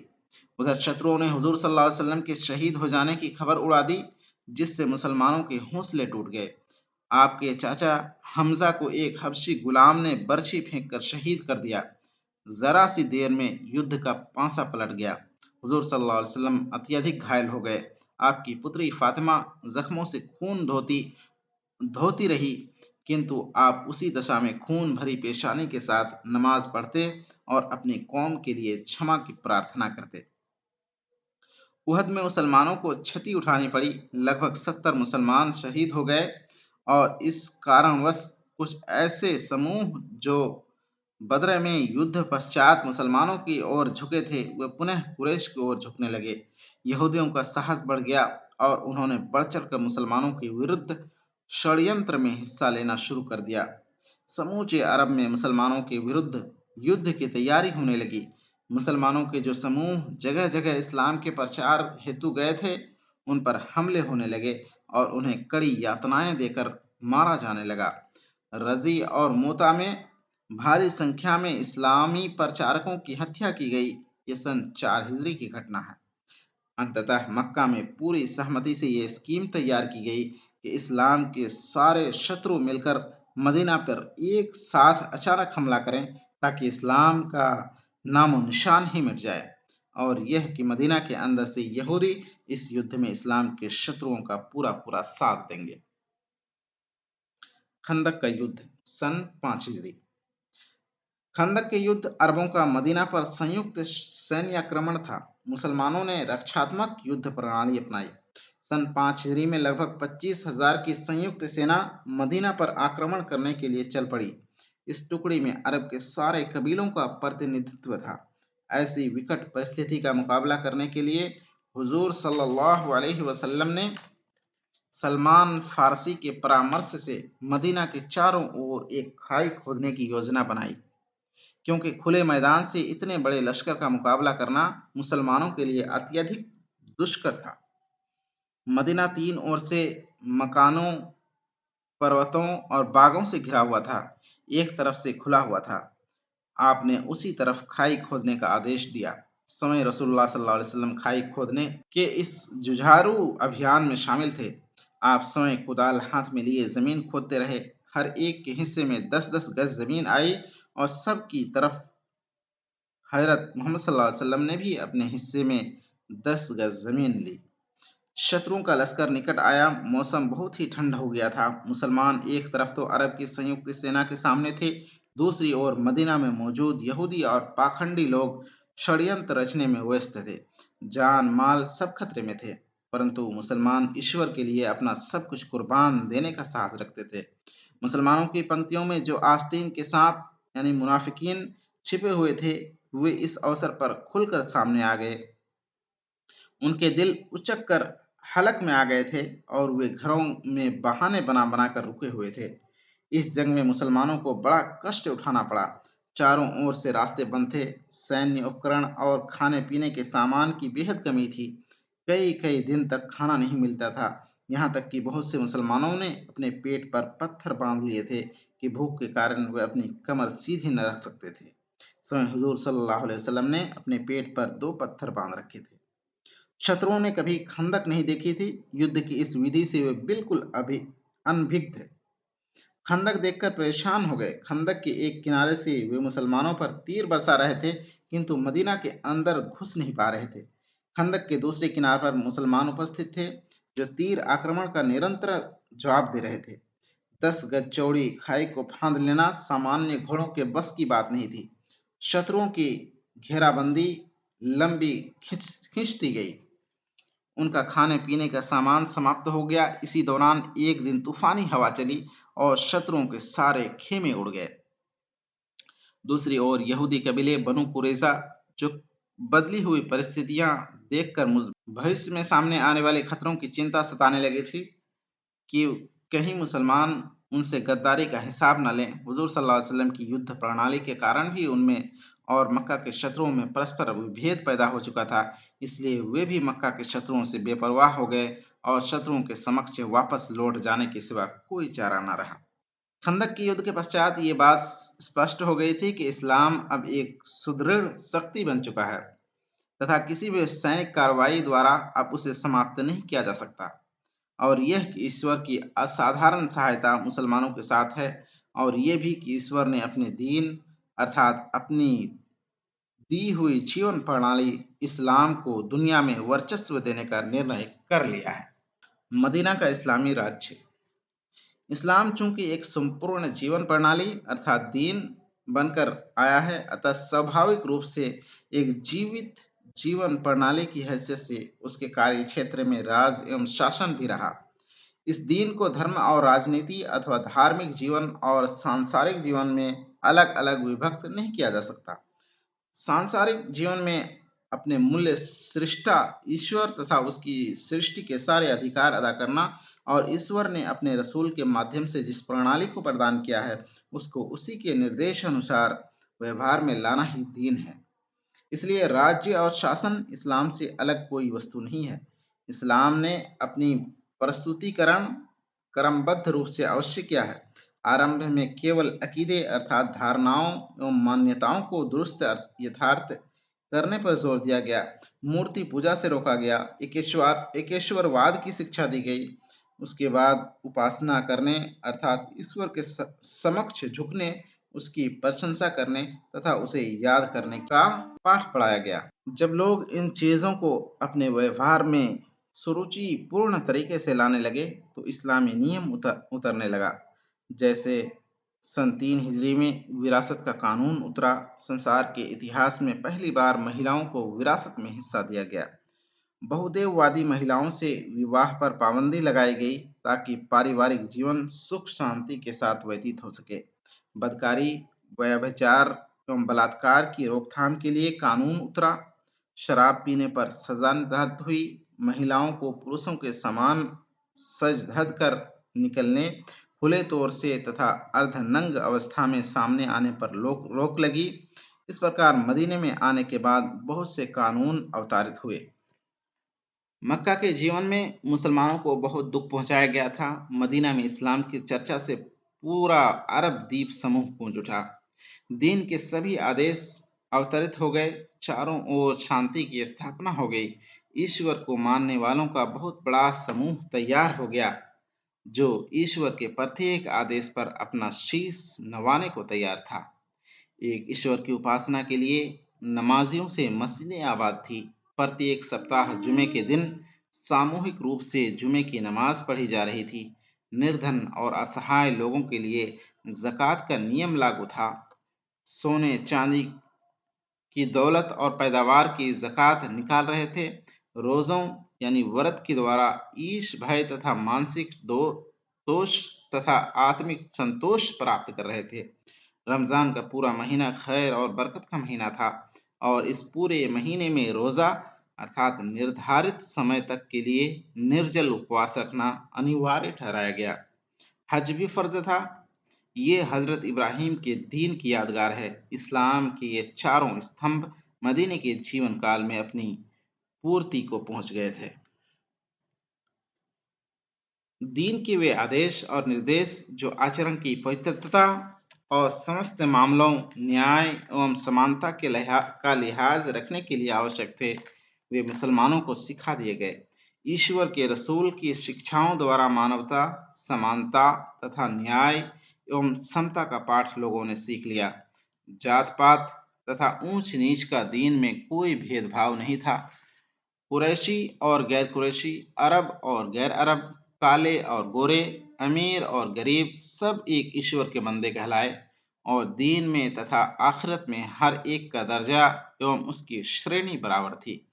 इंसानों की अपनी गढ़ी हुई झूठे भेदभाव की बुनियादें समाप्त कर दी गईं। सब आदम के पुत्र थे और आदम मिट्टी से बनाए गए थे, अतः ऊंच नीच का प्रश्न ही नहीं उठता। निर्लज्जता एवं कुचरित्रता पर पाबंदी लगी। नैतिकता, सदाचार एवं मानवता के सारे उसूल सिखाए गए और अरब देश में मुसलमानों का एक ऐसा बड़ा समूह पैदा हो गया कि जिनसे बेहतर इंसान आसमान ने पहले कभी देखे नहीं थे। मुसलमान इस्लाम का चलता फिरता नमूना थे और ऐसे बेहतरीन लोग थे जो सारी दुनिया तक इस्लाम की शिक्षा पहुंचा सकते थे। अब एक नई सभ्यता, नई जाति, नया कानून और नई शासन प्रणाली दुनिया में प्रस्फुटित हो गई। उम्रा का संकल्प सन 6 हिजरी। खंदक के युद्ध के बाद हुजूर सल्लल्लाहु अलैहि वसल्लम ने संकल्प लिया कि अब मक्का जाकर उम्रा किया जाए और काबे की जियारत यानी दर्शन की जाए। काबा मुसलमानों का किबला था, उसी की ओर मुंह करके मुसलमान नमाज पढ़ा करते थे। मुसलमानों को काबे की जियारत यानी दर्शन किए हुए 6 वर्ष हो चुके थे। इधर साफ तौर पर यह महसूस हो रहा था कि खंदक के युद्ध के बाद इस्लाम के शत्रु अपना साहस छोड़े बैठे हैं। मुसलमानों का कोई बड़ा विरोध न कर पाएंगे। सन 6 हिजरी में 1400 मुसलमानों को साथ लेकर आप उम्रा के इरादे से रवाना हुए। मुसलमानों ने कुर्बानी के जानवर साथ ले लिए थे और उम्रा का विशेष परिधान इहराम भी पहन लिया था, ताकि हर व्यक्ति समझ जाए कि ये लोग युद्ध करने नहीं बल्कि उपासना और दर्शन के लिए आए हैं। किंतु मक्का वालों को जैसे ही ये खबर मिली, वे क्रोध से बिल्कुल आग बगोला हो गए। उन्होंने फिर युद्ध की तैयारी शुरू कर दी और फौज की एक टुकड़ी मुसलमानों पर हमला करने के लिए भेजी, जिसे मुसलमानों गिरफ्तार करके हुजूर सल्लल्लाहु अलैहि वसल्लम के पास ले आए। आपने उनको क्षमा करके रिहाई दे दी और उस्मान बिन अफ़्फ़ान को सुलह यानी संधि की बातचीत करने के लिए मक्का भेजा। उस्मान मक्का पहुंचे तो मक्का वालों ने उनको गिरफ्तार करके नजरबंद कर दिया, किंतु अफवाह ये उड़ाई कि उस्मान शहीद कर दिए गए हैं। हुजूर सल्लल्लाहु अलैहि वसल्लम की सूचना मिली तो आपने उस्मान के खून का बदला लेने के लिए लोगों से प्रतिज्ञा ली। यह प्रतिज्ञा बैत रिजवान के नाम से प्रसिद्ध है। इस्लाम के शत्रुओं को जब इस प्रतिज्ञा की सूचना मिली तो स्थिति के नाजुक होने के आभास उन्हें भी हुआ और उन्होंने सुलह की बातचीत के लिए सहल बिन अम्र को हुजूर सल्लल्लाहु अलैहि वसल्लम के पास भेजा। सहल बिन अम्र मक्का से हुदैबिया पहुंचे। हुदैबिया मक्का से कुछ ही मील की दूरी पर एक कुएं का नाम था तथा उस बस्ती को भी जहां वो कुआं है हुदैबिया कहते हैं।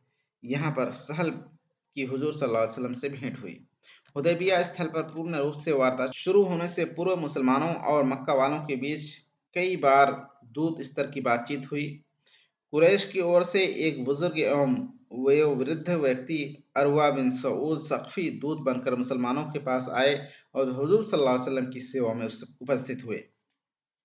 यहाँ उन्होंने मुसलमानों के आंतरिक बदलाव का दृश्य देखा और ईश्वर के रसूल के प्रति मुसलमानों में जो प्रेम और श्रद्धा देखी, उसको वापस जाकर उन्होंने मक्का वालों से बयान किया। उन्होंने कहा कि मैं रोमी शासक कैसर, ईरानी शासक किसरा और हबश के शासक नजाशी का वैभवशाली दरबार भी देखे हैं, किंतु प्रेम एवं श्रद्धा भाव का ये दृश्य जो मैंने देखा कहीं नजर नहीं आता। मोहम्मद जब बात करते हैं तो हर तरफ सन्नाटा छा जाता है। कोई व्यक्ति उन्हें उनके आदर के कारण नजर भरकर उनकी ओर नहीं देखता। जब वे पानी से वजू करते हैं तो पानी की बूंदें जमीन पर नहीं गिरती। श्रद्धालु उनके हाथों पर ले लेते हैं तथा अपने चेहरे पर मल लेते हैं। हुदैबिया की संधि सन 6 हिजरी। कुरैशी शत्रुओं से संधि की बातचीत चली और कुछ शर्तों पर यह संधि हो गई। शर्तें ये थी कि मुसलमान इस वर्ष उम्रा किए बगैर लौट जाएं, अगले वर्ष आएं और 3 दिन से अधिक न ठहरें। हथियार लेकर न आए, केवल एक तलवार और वो भी म्यान में हो। जो मुसलमान मक्का में रहते हैं उनमें से किसी को मदीना न ले जाएं। मक्का का कोई व्यक्ति, वो चाहे गैर मुस्लिम हो या मुसलमान, मदीना जाए तो उसे वापस कर दिया जाएगा तथा मदीना का कोई मुसलमान अगर मक्का आ जाएगा तो उसे वापस न किया जाएगा। प्रत्येक कबीले को यह अधिकार होगा कि वो मुसलमानों या गैर मुस्लिमों में से किसी का भी सहयोगी बन जाए।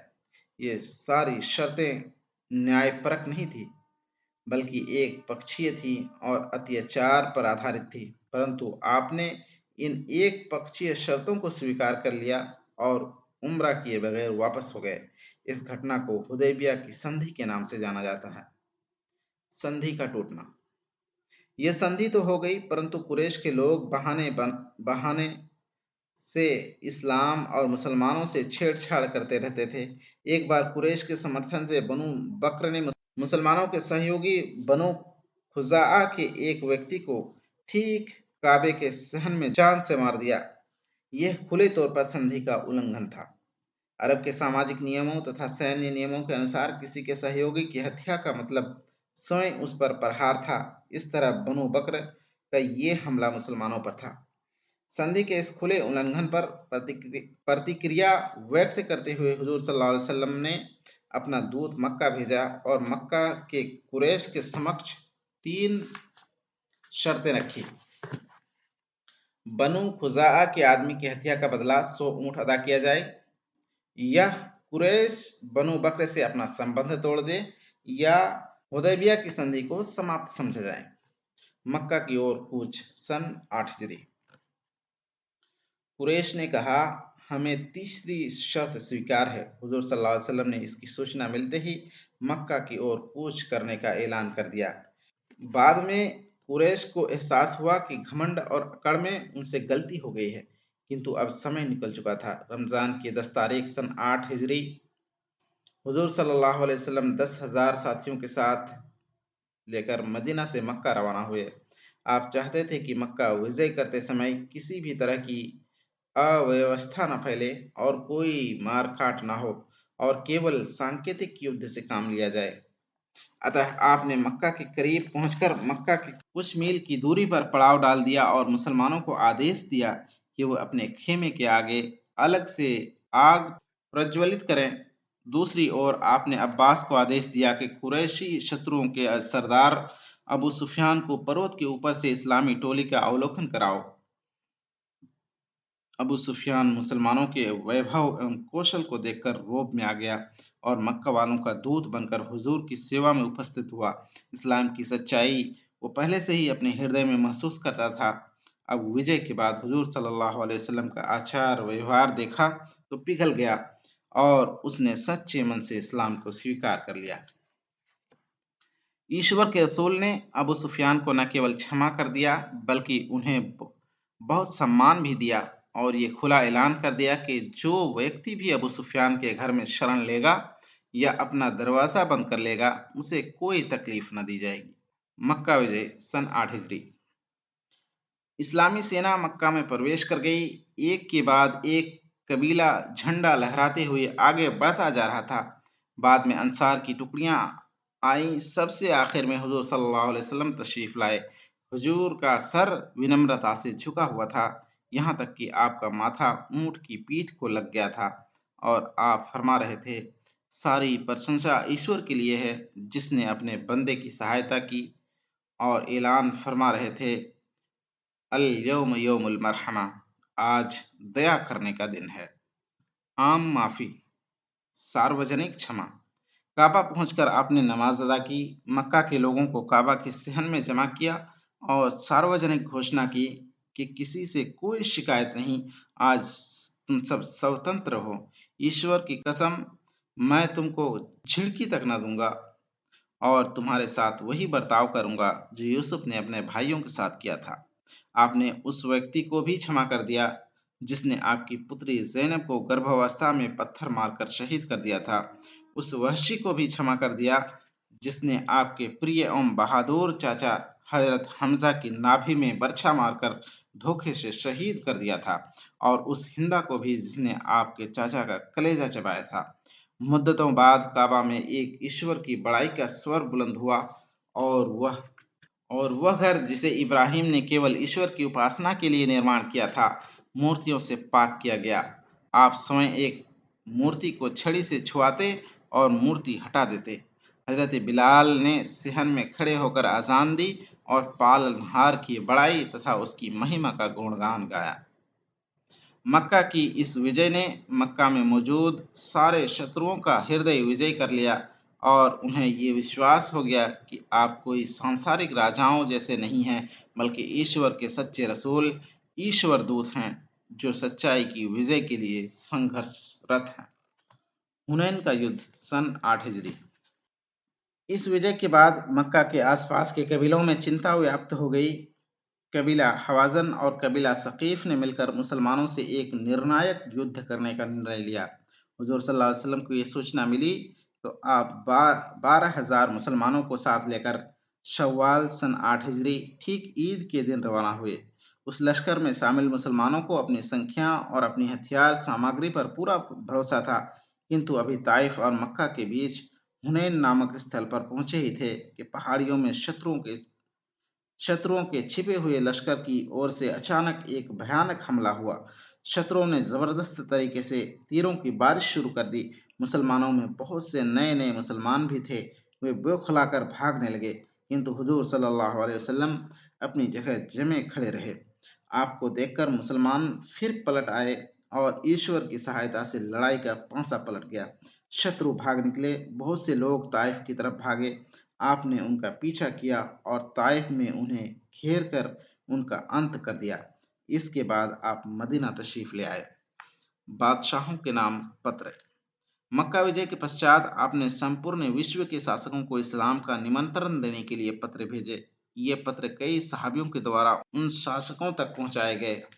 हिजरत के 9वें वर्ष विभिन्न कबीलों के लोग मंडल के रूप में आना शुरू हो गए, जो कुरान सीखने और इस्लामी शिक्षाएं प्राप्त करने के लिए आते थे। अंतिम हज। हिजरत के 10वें वर्ष आपने हज का इरादा किया। साहबियों को आपके इरादे की सूचना मिली तो वे भी भारी संख्या में आपके साथ हो गए। रास्ते में कबीले के कबीले आकर इस जुलूस में शामिल होते गए। इस अंतिम हज में आपने 1,44,000 सहाबियों के लिए अपना आखिरी संदेश दिया, जिसके द्वारा मानव अधिकार तथा मानव समानता पर जोर दिया गया। ऊंच नीच के सारे अंतर एवं भेदभाव मिटा दिए गए। केवल एक खुदा, एक ईश्वर की उपासना करने तथा इस संदेश को संसार के कोने कोने तक पहुंचा देने का प्रण आपने किया था, और मुसलमानों को कुरान और सुन्नत को मजबूती से थाम लेने तथा आपस में न लड़ने का आदेश दिया था। सारे सहाबी ध्यान पूर्वक आपकी बातें सुन रहे थे और रोते जाते थे। अंत में जब आपने आपने पूछा कि कल ईश्वर जब तुमसे पूछेगा कि क्या मैंने तुम तक ईश्वर का संदेश पहुंचा दिया, तो तुम क्या उत्तर दोगे? सारे सहाबियों ने एक स्वर होकर कहा, ए ईश्वर के रसूल, हम गवाही देते हैं कि आपने अपने पालनहार का संदेश हम तक पहुंचा दिया है। आपने अमानतदारी का हक अदा कर दिया है और ईश्वर के मार्ग में अपनी सारी शक्ति लगा दी है। सहाबियों की ज़बान से ये सुनकर ईश्वर के रसूल सल्लल्लाहु अलैहि वसल्लम ने आकाश की ओर इशारा करके 3 बार फरमाया, ए ईश्वर तू साक्षी रहना, ए ईश्वर तू साक्षी रहना, ए ईश्वर तू साक्षी रहना। अरफात के विशाल मैदान में लगभग 1.5 लाख हज में शरीक होने वाले मुसलमानों के समक्ष आपने जो खुतबा दिया था वो मानवाधिकार का सर्वप्रथम सर्वश्रेष्ठ अध्याय है।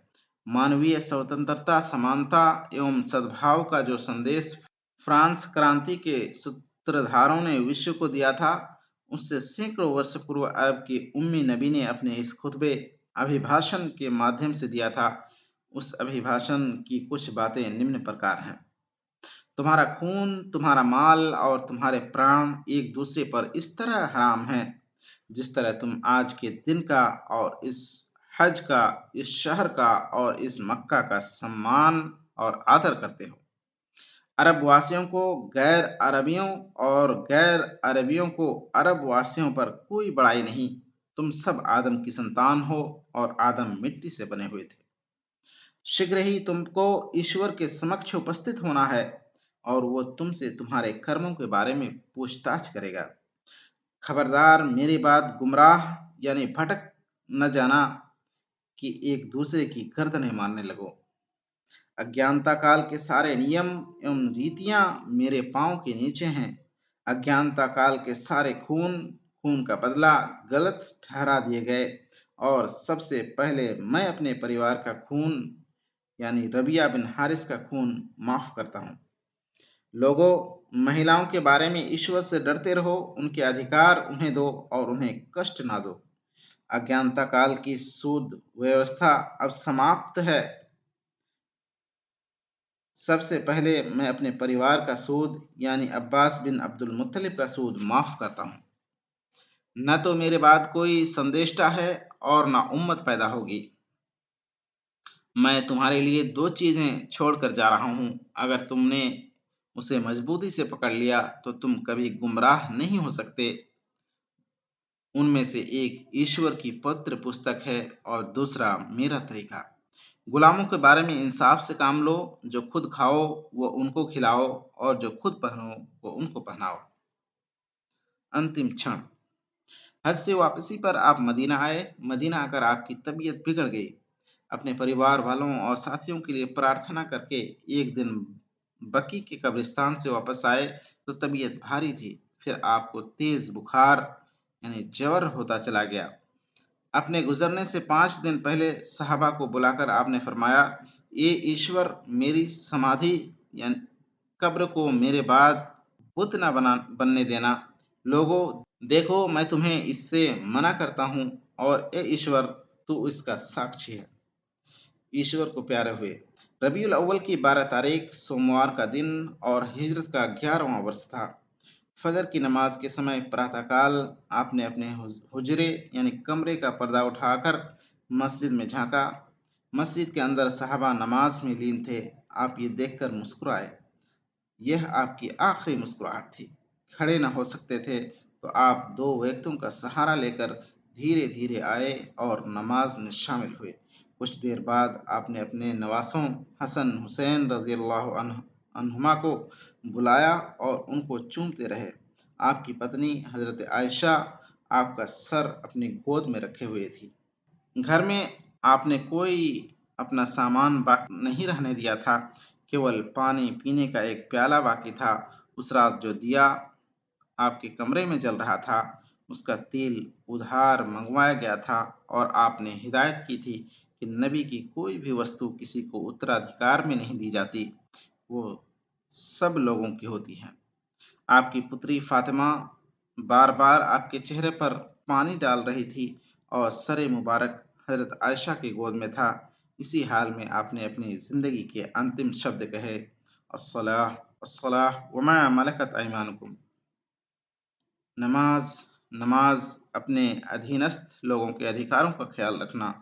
इसके बाद आसमान की तरफ उंगली उठाकर फरमाया, अल्लाहुम्मा बिर्रफीकिल आला। अर्थ है बस अब वही ऊपर वाला दोस्त है और कोई नहीं।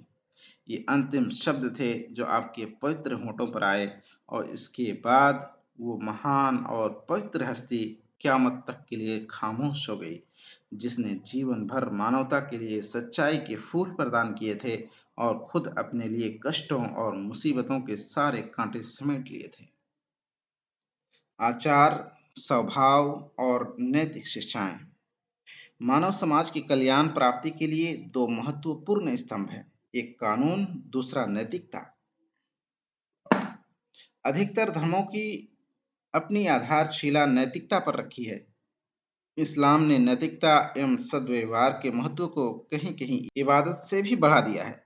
ईश्वर का इनकार करने तथा उसका साक्षी ठहराने अर्थात कुफ्र और शिर्क के अतिरिक्त हर गुनाह ईश्वर के यहाँ क्षमा योग्य है, किंतु मानव संबंधों के प्रति अपने फर्ज में कोताही और अधिकार मारकर बैठ जाना, इसकी क्षमा का दारोमदार ईश्वर ने उन बंदों के हाथ में रखा है जिनके साथ अत्याचार हुआ है और जिनका हक मारा गया है।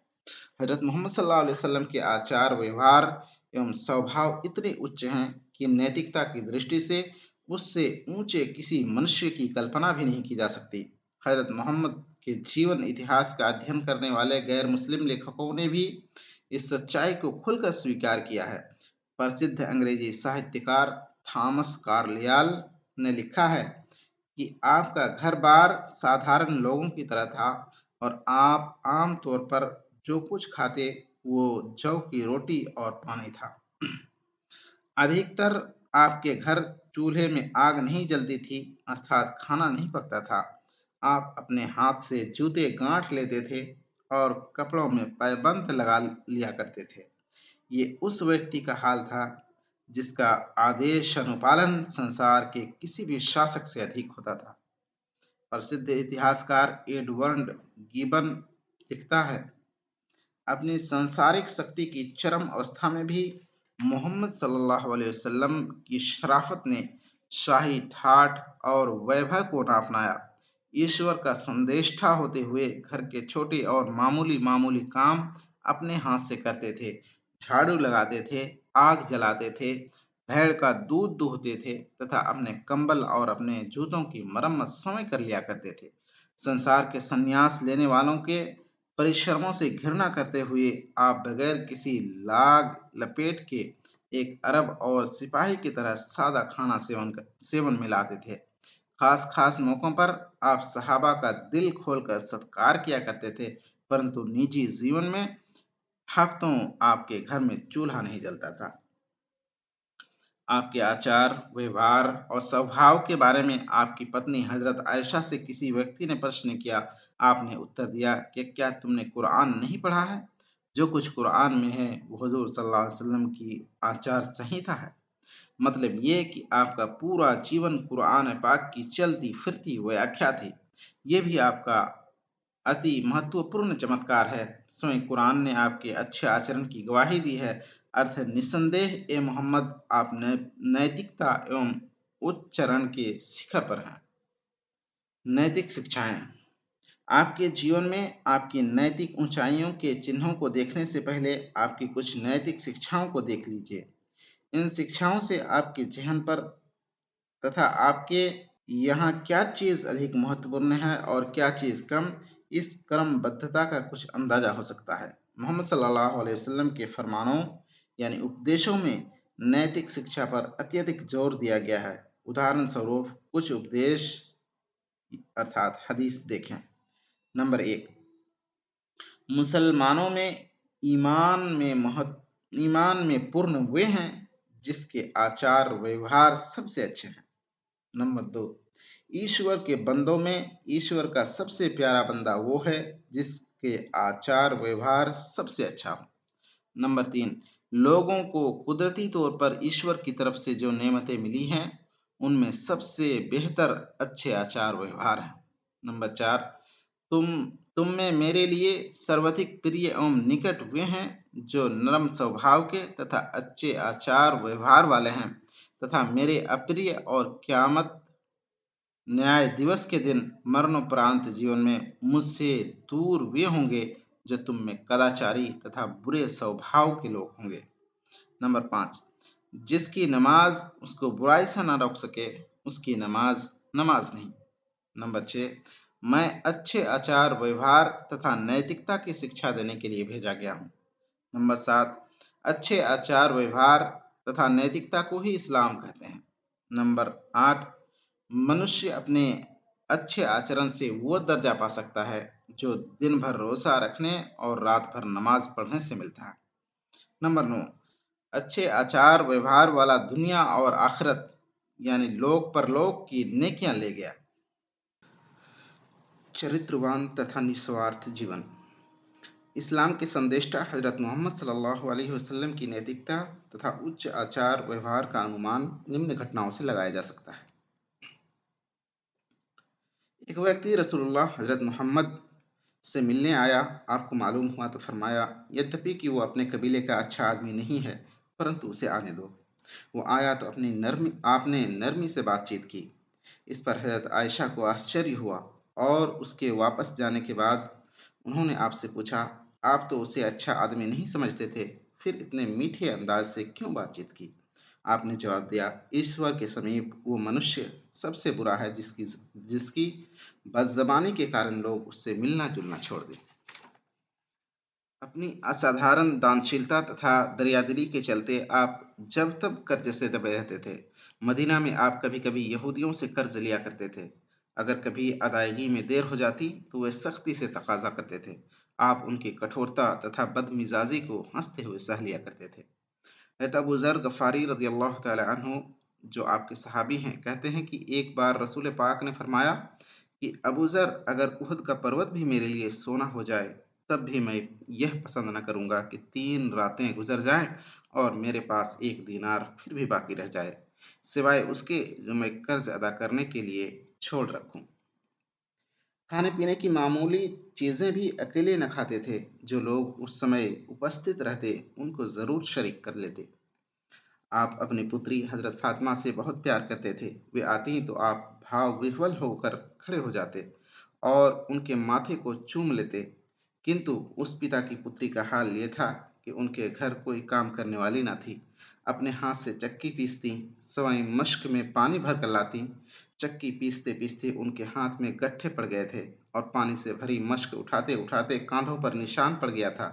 जब उस पुत्री ने अथाह चाहने वाले पिता से कहा कि कोई नौकरानी काम के लिए दे दीजिए, तो पिता ने कहा कि बेटी, तुम तस्बीह पढ़ लिया करो। मुसलमान, मुशरिक, इस्लामी शत्रु सभी आपके मेहमान हुआ करते थे। आप उन सब का समान रूप से सत्कार किया करते थे। अक्सर ये होता था कि घर में जो कुछ होता वो मेहमानों पर खर्च कर देते और उस समय आपके परिवारजन भूखे रह जाते। मेहमानों के आराम का इतना ध्यान ध्यान था कि रात को उठ-उठ कर देखभाल किया करते थे। भीख माँगने को आप पसंद नहीं करते थे, बल्कि इससे मना करते थे और कहते कि यदि कोई व्यक्ति पीठ पर लकड़ी लाद कर बेचे और इस तरह अपनी इज़्ज़त बचाए, तो ये दूसरों के सामने हाथ फैलाने से बेहतर है। इसके बावजूद कभी सवाल करने वालों से आपने इनकार नहीं किया। जहाँ तक हो सका लोगों की आवश्यकताओं को पूरा करते, समय भूखे रहते किंतु दूसरों को खाना खिलाते। सांसारिक धन-दौलत से ऐसी बेपरवाही थी कि घर में नकद रकम होती, तो जब तक वो सब दान न कर दी जाती, आप घर में आराम से न बैठते। एक बार एक धनी व्यक्ति ने 4 ऊँटों पर अनाज लाद कर भेजा। आपने अनाज बेचकर अपना कर्ज अदा किया, फिर भी अनाज बचा रहा। आपने फरमाया, जब तक कुछ भी अनाज बाकी है, मैं घर में नहीं जा सकता। रात मस्जिद में गुजारी, दिन को जब मालूम हुआ कि वो अनाज बाँट दिया गया है, तब जाकर घर में आए। आप अनाथों से अत्यधिक प्रेम किया करते थे और कहते थे कि मुसलमानों में सबसे अच्छा घर वो है जिसमें अनाथ बच्चे की परवरिश हो या अनाथ बच्चे के साथ अच्छा बर्ताव किया जाए, और सबसे खराब घर वो है जिसमें अनाथ बच्चे के साथ बुरा बर्ताव किया जाए। गरीब के साथ आपका बर्ताव ऐसा होता कि उनको अपनी गरीबी महसूस न होती थी। उनकी सहायता करते तथा उनकी ढाढ़स बाँधते। अक्सर प्रार्थना करते थे कि ऐ ईश्वर, मुझे गरीब की तरह जीवित रख, गरीब रहते हुए उठा और गरीबों के साथ मेरा हश्र कर। एक बार एक पूरा कबीला आपकी खिदमत में उपस्थित हुआ। ये लोग इतने गरीब थे कि उनमें से किसी के बदन पर कोई ठीक कपड़ा न था। नंगे बदन, नंगे पाँव, उनको देखकर आप बहुत प्रभावित हुए। परेशानी में अंदर गए, फिर बाहर आए, फिर मुसलमानों को जमा करके उनकी सहायता के लिए कहा। आप मज़लूमों की फरियाद सुनते और उनको उनका हक दिलाने का पूरा प्रयास करते। कमज़ोरों पर दया करते थे। जो कर्ज़ के बोझ से दबे होते, उनका कर्ज़ अदा करते आपने आदेश दे रखा था कि जो मुसलमान मर जाए और अपने ज़िम्मे कर्ज छोड़ जाए तो मुझे बताओ, मैं उसका कर्ज अदा करूँगा, और अगर जायदाद छोड़ जाए तो ये उसके वारिसों का हक है, मुझे उससे कोई मतलब नहीं। क्षमा, दरगुजर और अधिकार की रक्षा। आप बीमारों को देखने के लिए जाते, उनके उनके साथ हमदर्दी और सहानुभूति की बातें करते, उनको तसल्ली देते। इसमें मित्र या शत्रु, मोमिन और इस्लामी शत्रु का कोई अंतर नहीं था। गलती करने वालों को क्षमा कर देते, शत्रुओं के लिए भी उनके अच्छा रहने की प्रार्थना करते। जान के शत्रु और कातिलाना हमला करने वालों से भी बदला नहीं लिया। एक बार आपके विरोधियों और दीन के शत्रुओं में से एक व्यक्ति ने आपकी हत्या का इरादा किया। साहबा उसको गिरफ्तार करके लाए, वो आपको देखकर डर गया। आपने फरमाया कि डरो नहीं, अगर तुम मुझे मारना चाहते तो मुझे मार नहीं सकते थे। आप पड़ोसियों और बीमारों की खबरगिरी करते थे, उनके यहाँ उपहार सामग्री भेजते और उनका अधिकार देने की ताकीद करते थे। एक दिन साहबा एकत्र थे, आपने फरमाया, ईश्वर की कसम, वह व्यक्ति मोमिन नहीं जिसका पड़ोसी उसकी शरारतों के कारण सुरक्षित न हो। लोगों के काम आने और सेवा भाव की ऐसी तड़प थी कि पड़ोसियों का और दूसरों का काम करते, उनकी सहायता करते। घरों में काम करने वाली लोंडियां भी आती और कहती कि है ईश्वर के रसूल, मेरा ये काम है। आप काम पूरा करते, विधवा, असहाय, ज़रूरतमंद हर एक की सहायता के लिए हर समय तैयार रहते थे। न्याय। आपके न्याय की ये प्रसिद्धि थी कि यहूदी तक अपने मुकदमे आपके समक्ष पेश करते। आप उनका फैसला शरीयत के आदेश अनुसार करते थे। आपने कहा कि क़यामत के दिन जब ईश्वर की दया के साए के सिवा कोई साया न होगा और जब सूर्य सर पर होगा और लोग पसीने में डूबे होंगे तथा गर्मी की सख्ती से बेहाल होंगे, उस समय जिन 7 प्रकार के लोगों को ईश्वर अपने सिंहासन के साए में रखेगा, उनमें एक न्याय करने वाला शासक भी होगा। ईश्वर की निर्धारित की हुई सीमाएं और दंडों के बारे में आप सिफारिश नहीं सुनते थे। आप हजरत उसामा बिन सैद को बहुत चाहते थे। एक बार उन्होंने एक दोषी की सिफारिश की। आप बिगड़ गए और फरमाया, तुम ईश्वर की बांधी हुई सीमाओं में दखल अंदाजी करते हो। ईश्वर की कसम, अगर मेरी पुत्री फातिमा भी चोरी करती तो मैं उसको भी वही सजा देता जो इसको दूंगा। बच्चों और महिलाओं का ध्यान। आपको बच्चों से बहुत प्यार था, उनको चूमते और प्यार करते, मौसम का नया फल जो सबसे कमसिन बच्चा सामने होता उसको देते। रास्ते में बच्चे मिलते तो सलाम करने में पहल करते, उनके सरों पर हाथ फेरते, वृद्धों और बुजुर्गों का भी बहुत आदर करते। मक्का विजय के बाद हजरत अबू बकर सिद्दीक अपने वृद्धा और आंख से कोरे पिता को बैत कराने यानी शपथ दिलाने आपके पास लेकर आए, तो आपने बड़ी कोमलता से फरमाया, तुमने इनको क्यों कष्ट दिया, मैं स्वयं इनके पास चला जाता। इस्लाम से पहले महिलाएं बहुत अपमानित एवं तिरस्कृत थी। दुनिया में कहीं उनके साथ आदर और सम्मान का व्यवहार न था। संसार के धर्मों के इतिहास में इस्लाम ने सर्वप्रथम इनको जायदाद में हिस्सेदार बनाया। आपने उनके अधिकार निर्धारित किए, उनके साथ अच्छा व्यवहार करने का आदेश दिया और फरमाया कि महिलाओं के मामले में ईश्वर से डरते रहो। विवाह के अवसर पर जब आप खुतबा यानी अभिभाषण देते तो कुरान की ये आयत पढ़ा करते थे, महिलाएं तुम्हारा लिबास हैं और तुम उनके लिबास हो। प्राचीन अरब में विधवाओं से विवाह करना बुरा समझा जाता था। भारत में अब भी इसका प्रचलन है। हुजूर सल्लल्लाहु अलैहि वसल्लम ने इसके विरोध में रचनात्मक उदाहरण प्रस्तुत किया। आपकी पहली पत्नी हजरत खदीजा एक विधवा स्त्री थी और आयु में भी आपसे काफी बड़ी थी। उनकी मृत्यु के बाद आपने जिन महिलाओं से विवाह किया, उनमें हजरत आयशा के सिवा सब विधवा थीं। महिलाओं के बीच इस्लाम को समझाने तथा उन्हें फैलाने और इस्लामी आदेशों के प्रसार तथा इसी प्रकार की अन्य मसलहतों के लिए आपने कई महिलाओं को अपनी पत्नी होने का गौरव प्रदान किया। जानवरों पर दया। अरबों की जाहिल जातियां जानवरों पर अत्याचार करती थी। जीवित ऊंट की पीठ के मांस का टुकड़ा काटकर निकाल लिया करती थी। जानवरों को खड़ा करके तीर चलाने का अभ्यास किया करती थी। जानवरों का खून भी पिया पिया जाता था। आपने इन चीज़ों को रोक दिया और इन्हें हराम ठहराया। एक बार एक व्यक्ति ने एक परिंदे का अंडा उठा लिया। चिड़िया व्याकुल होकर पर मार रही थी। आपने पूछा, किसने इसका अंडा उठाया? कौन है वो जिसने इसे दुख पहुंचाया है? उन महोदय ने कहा, ये ईश्वर के दूत, मैंने उठाया है। आपने आदेश दिया कि अंडे को यहीं रख दो। एक बार एक ऊंट को आपने देखा जो भूख के कारण बहुत दुबला हो गया था। आपने फरमाया, इन बेजुबानों के बारे में ईश्वर से डरते रहा करो। इसी प्रकार एक गधे को देखा जिसके चेहरे को गर्म लोहे से दागा गया था। आपकी जुबान से निकला, जिसने दागा है उस पर ईश्वर की लानत हो। एक बार आपने सहाबा के सामने एक किस्सा बयान किया कि एक यात्री प्यास से व्याकुल था, कहीं पानी का कुआं नहीं मिल रहा था। बहुत परेशान होने के बाद एक कुआं मिला। उसने पैर में पहनने वाले जुराब में डोर बांध बांध कर कुएं में डाला और पानी निकाला। वह पानी पीने ही वाला था कि उसकी नज़र एक कुत्ते पर पड़ी जो प्यास से तड़प रहा था। उसने वो पानी कुत्ते को पिला दिया और स्वयं दोबारा भरकर पिया। यह बात ईश्वर को इतनी अच्छी लगी कि उसने उस यात्री का सारा पाप क्षमा कर दिया। आपके साथियों ने इस वृत्तांत को सुनकर पूछा कि क्या कुत्तों के साथ हमदर्दी जताने पर भी सवाब और ईश्वर के यहाँ इसका इनाम है? आपने फरमाया, हर जीव जंतु और हर प्राणी के साथ अच्छे व्यवहार का अच्छा बदला मिलेगा।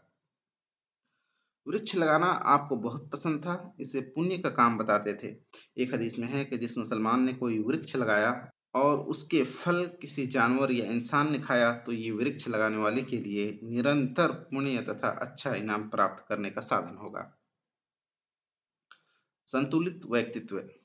आपके व्यक्तित्व में अत्यधिक संतुलन था। आप अत्यधिक उपासना किया करते थे। रात्रि में नमाज़ों के लिए खड़े होते, इतना कि पैरों पर सूजन आ जाती। रोज़े भी बहुत रखते थे, किंतु संसार, त्याग, संन्यास और जोगीपन को पसंद नहीं करते थे। एक साथी ने आयु भर रोज़ा रखने का प्रण कर लिया। आपने उनको बुलाकर मना किया और फरमाया कि महीने में 3 दिन के रोज़े काफ़ी हैं। जब उन्होंने इससे अधिक रखने की आज्ञा चाही तो आपने फरमाया, 1 दिन छोड़कर रोज़ा रख लिया करो, इससे अधिक की अनुमति नहीं है। आपके पास 2 सहाबी आए। उन्होंने कभी मांस का सेवन न करने और विवाह न करने का इरादा कर लिया। आपने फरमाया कि ये मेरा सिद्धांत नहीं है। सादा जीवन। आप सांसारिक वस्तुओं तथा उसके स्वाद से पूरे संतुलन के साथ लाभ उठाने को पसंद करते थे, किंतु ऐश्वर्य, वैभव, दिखावे और ठाट बाट के जीवन को नापसंद करते थे। एक दिन अपनी पुत्री हजरत फातिमा के यहाँ तशरीफ ले गए। देखा कि दीवारों पर पर्दे पड़े हुए हैं। आप वापस चले आए और आपने अपने दामाद हजरत अली से के पूछने पर फरमाया कि संदेष्टा को शोभा नहीं देता कि वो बनाव सिंगार वाले मकान में जाए।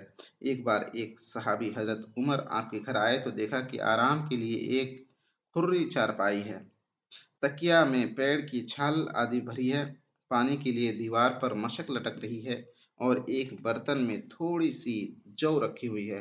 हजरत उमर ने कहा कि ए ईश्वर के रसूल, संसार के राजा महाराजा तो ऐश और आराम के मजे लूटे और ईश्वर के रसूल की ये दशा हो। आपने उत्तर में फरमाया, क्या तुमको पसंद नहीं कि वे इस लोक अर्थात संसार का सुख लें और हम उस लोक अर्थात आखिरत की सुख, शांति और विश्राम। हज़रत फ़ातिमा उनकी चहेती पुत्री थी। आपने एक बार उनके गले में सोने का हार देखा तो फरमाया, क्यों तुमको बुरा न लगेगा जब लोग कहेंगे कि संदेष्टा की पुत्री के गले में सोने का हार है। सत्यकर्म की बाहुल्यता, उपासना की अधिकता, आखिरत का डर, दुनिया से बेपरवाही, धन दौलत की चिंता से मुक्त सादा जीवन के ऐसे उदाहरण उस महापुरुष के जीवन में मिलते हैं जिसके पैरों पर सल्तनत और रजवाड़े आन गिरे थे। लाखों सहाबा पूरे तन मन से आपकी सेवा के लिए तत्पर रहते थे।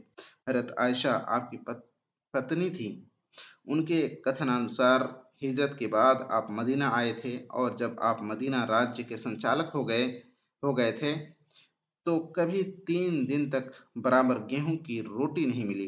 अक्सर 2 महीने घर में चूल्हा नहीं जलता और घर वाले खजूर और पानी पर बसर करते थे। और कभी-कभी तो ऐसा होता कि भूखा होने के कारण आपको बात करना दुष्कर हो जाता। साहबा इस हाल को देखकर समझ जाते और आपको अतिथि बनाकर अपने घर ले जाते। संसार से बेपरवाही का अंदाजा आपकी इन दुआओं से हो सकता है। एक, ए ईश्वर, एक दिन मुझे भूखा रख और एक दिन खाने को दे, ताकि भूख में तुझसे गिड़गिड़ा कर मांगूं और खाकर तेरा शुक्र और तेरा गुणगान किया करूं। 2, ए ईश्वर, मोहम्मद सल्लल्लाहु अलैहि वसल्लम की संतान को बस इतना दे कि भूखी न रहे। आपके आदेश अनुपालन तथा आपकी सेवा के लिए सहाबा आदि उपस्थित रहते थे, किंतु आप अपना काम स्वयं करना पसंद करते थे। मामूली से मामूली काम करने में आपको कोई संकोच न होता था। हजरत आयशा से लोगों ने पूछा कि आप घर के अंदर किस तरह रहते थे। उन्होंने बताया कि घर के कामों में व्यस्त रहते, कपड़ों में अपने हाथ से पैबंद लगाते, बकरियों का दूध दोहते, जूता फट जाता तो स्वयं ही मरम्मत करते, ऊँट को चारा डालते और बाजार से सौदा खरीद कर लाते। हज़रत अनस बिन मालिक एक दिन आपकी सेवा में उपस्थित हुए तो उन्होंने देखा कि आप अपने हाथ से ऊँट के बदन पर तेल मल रहे हैं। आप न केवल यह कि अपने काम स्वयं करते थे, बल्कि दूसरों के काम भी निसंकोच कर दिया करते थे।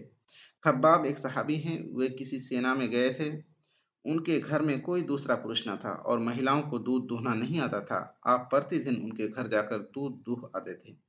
एक बार मस्जिद में नमाज शुरू होने वाली थी कि एक व्यक्ति जो बद्दू था, शहर से दूर किसी जगह का रहने वाला था, आ गया और आपका दामन पकड़कर कहने लगा कि मेरा ये काम अभी कर दो। आप शांति के साथ उसके साथ हो गए और पहले उसका काम कर दिया और फिर आकर नमाज पढ़ी। हज़रत अनस मुद्दत तक आपके सेवक सेवक की तरह रहते थे। उनका बयान है कि आपने उनसे कभी ये नहीं पूछा कि तुमने फलां काम क्यों किया और क्यों ना किया। सबके साथ मिलकर काम करना। जो काम सारे मुसलमानों का सामूहिक काम होता, उसमें भी स्वयं उपस्थित रहते। मदीना की मस्जिद का निर्माण हो रहा था, तो उसमें भी आप एक मजदूर की तरह काम कर रहे थे। जब मक्का के लोग और दूसरे कबीले इस्लाम को मिटाने के लिए चढ़ आए थे, तो उनका मुकाबला करने के लिए पहले से खंदक का काम आरंभ हो गया था। सारे सहाबा के साथ आप स्वयं भी इस काम में लगे थे। एक यात्रा में सहाबा थे, सबने खाने के लिए बकरी ज़बह अर्थात वध की और उसके पकाने का काम आपस में बाँट लिया। नबी सल्लल्लाहु अलैहि वसल्लम ने फरमाया, जंगल से लकड़ी मैं लाऊँगा। सहाबा ने बहुत कहा कि आप विश्राम कीजिए, हम सारा प्रबंध कर लेंगे। आपने फरमाया, मैं भेदभाव पसंद नहीं करता। आपने कभी किसी को अपने हाथ से मारा नहीं, यहाँ तक कि युद्ध के मैदान में भी किसी को अपने हाथ से कत्ल नहीं किया। शत्रु जब आपके काबू में आ जाता तो उसे क्षमा करते। साहस और बहादुरी का हाल यह था कि युद्ध में ऐसे अवसर अवसर पर जब लोग पीछे पलट जाते हों, आप मैदान में डटे रहते। हर समय ईश्वर की याद में लीन रहने का अंदाजा इससे लगाएं कि बद्र के युद्ध स्थल में जब घमासान की लड़ाई जारी थी, आपका सर सजदे में था, बेकरारी के साथ दुआ ही में लगे हुए थे, यहाँ तक कि चादर आपके कंधों के नीचे गिर गई थी। सामान्य चरित्र आचार। अपनी प्रतिज्ञा और अपने वचन के इतने पाबंद थे, बात के इतने सच्चे और पक्के और लेन-देन में इतने साफ थे कि पूरे मक्का की कुरैश ने आपको अमीन अर्थात अमानतदार और सादिक अर्थात सच्चे की उपाधि दी थी। आपका कहना था कि जिसमें वचन की लाज रखने का साहस नहीं, उसके पास दीन नहीं। आपका क्रूरतम शत्रु अबू जहल भी आपकी सच्चाई का कायल था। एक बार आपके सामने उसने स्वीकार किया कि मोहम्मद, मैं तुमको झूठा नहीं कहता, किंतु अपने दीन की बातें जो तुम बयान करते हो, उसको सही नहीं मानता। आपकी अमानतदारी और ईमानदारी का हाल ये था कि मक्का के शत्रु भी आपके पास अपनी अमानतें अर्थात सामान आदि रखवाते थे। चुगली, मिथ्यारोप, दोषारोपण, बुराई निकालना, झूठ बोलना, सख्त बोलना, बदगुमानी, दो मुंहापन, व्यर्थ के काम आदि इन सब चीजों का आपके जीवन में दूर दूर कहीं अता पता नहीं था। हया और शर्म इतनी अधिक थी कि बताने वालों के अनुसार कुंवारी लड़कियों में भी इतनी नहीं होती थी। आप दूसरों की बुराई करने से लोगों को रोकते और कहते, यदि सचमुच वो बुराई किसी में मौजूद है तो तुमने चुगली का गुनाह किया, और अगर वो बुराई उसमें है ही नहीं तो तुमने उस पर झूठा आरोप बांधा। कभी भी झूठी प्रशंसा और खुशामद पसंद नहीं करते थे, दूसरों को इससे रोकते। आप अत्यंत विनम्र स्वभावी, मिलनसार और दयावान थे। छोटे बड़े सबसे प्यार करते, सेवा के लिए तैयार रहते, पड़ोसियों की खैर खबर लेते रहते, लोगों को क्षमा करते। सादगी, नेकी और शराफत के इतने उदाहरण संसार के किसी व्यक्ति के जीवन में मिलना संभव नहीं। आप ईश्वर के रसूल भी थे और एक अनुकरणीय आदर्श व्यक्ति भी। पेट पर भूख के कारण पत्थर बांधे, कभी पेट पेट भर खाना नहीं खाया और संसार से 63 की आयु में उस समय प्रस्थान कर गए जबकि जीवन का धारा बदल दिया और जीवन की चूल अपनी जगह पर बिठा दी, तथा मनुष्यों का संबंध उसके असली स्वामी और शिष्टा से जोड़ दिया। मूर्ति पूजा की बुराई मिटा दी, बल्कि इस घृणित कार्य से घृणा पैदा कर दी। ईश्वर की उपासना, उसकी पूजा अर्चना तथा का तरीका बताया। अच्छी आचार संहिता प्रदान की, अच्छे आचरण सिखाए और उच्च आचरण का उदाहरण स्वयं प्रस्तुत किया। आपका पवित्र जीवन पूरी तरह इस इतिहास के प्रकाश में है।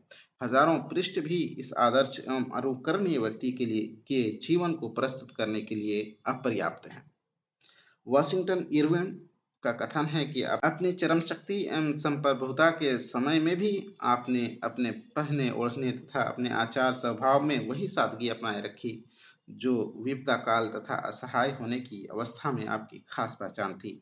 शासक की अहम तो बड़ी बात है कि यदि किसी सभा में आपके साथ कुछ खास तरह का बर्ताव किया जाता तो वो भी आपको बहुत अप्रिय लगता था। रसूल के कुछ प्रमुख उपकार पूरी मानवता पर। मानवता के संदेष्टा ने इतिहास की सबसे बड़ी क्रांति संपन्न की। न्याय और समानता का चलन हो गया। वातावरण में दया भाव की ठंडक छा गई। प्यार और मोहब्बत की सुगंध फैल गई। ईमान और विश्वास की हवाएं चलने लगी। इस महान रसूल के परोपकार अर्थात कंट्रीब्यूशंस में कुछ महत्वपूर्ण परोपकार निम्न हैं। एक, स्पष्ट एकेश्वरवादी धारणा। ईश्वर के रसूल सल्लल्लाहु अलैहि वसल्लम की तशरीफ लाने से पहले सारा अरब मूर्ति पूजा में विभक्त था। ईसाइयों में मूर्ति पूजा तो नहीं थी, किंतु विशुद्ध एकेश्वरवाद के बजाय त्रिश्वरवाद अर्थात ट्रिनिटी की अवधारणा प्रचलित थी। यहूदियों का ईश्वर इंसानों से कुश्ती लड़ता था। एकेश्वरवाद की अवधारणा और संसार के एकमात्र रचयिता ईश्वर के गुणों एवं विशेषताओं का इतना स्पष्ट विचार दुनिया को इतने बड़े पैमाने पर सर्वप्रथम आपके ही माध्यम से मिला।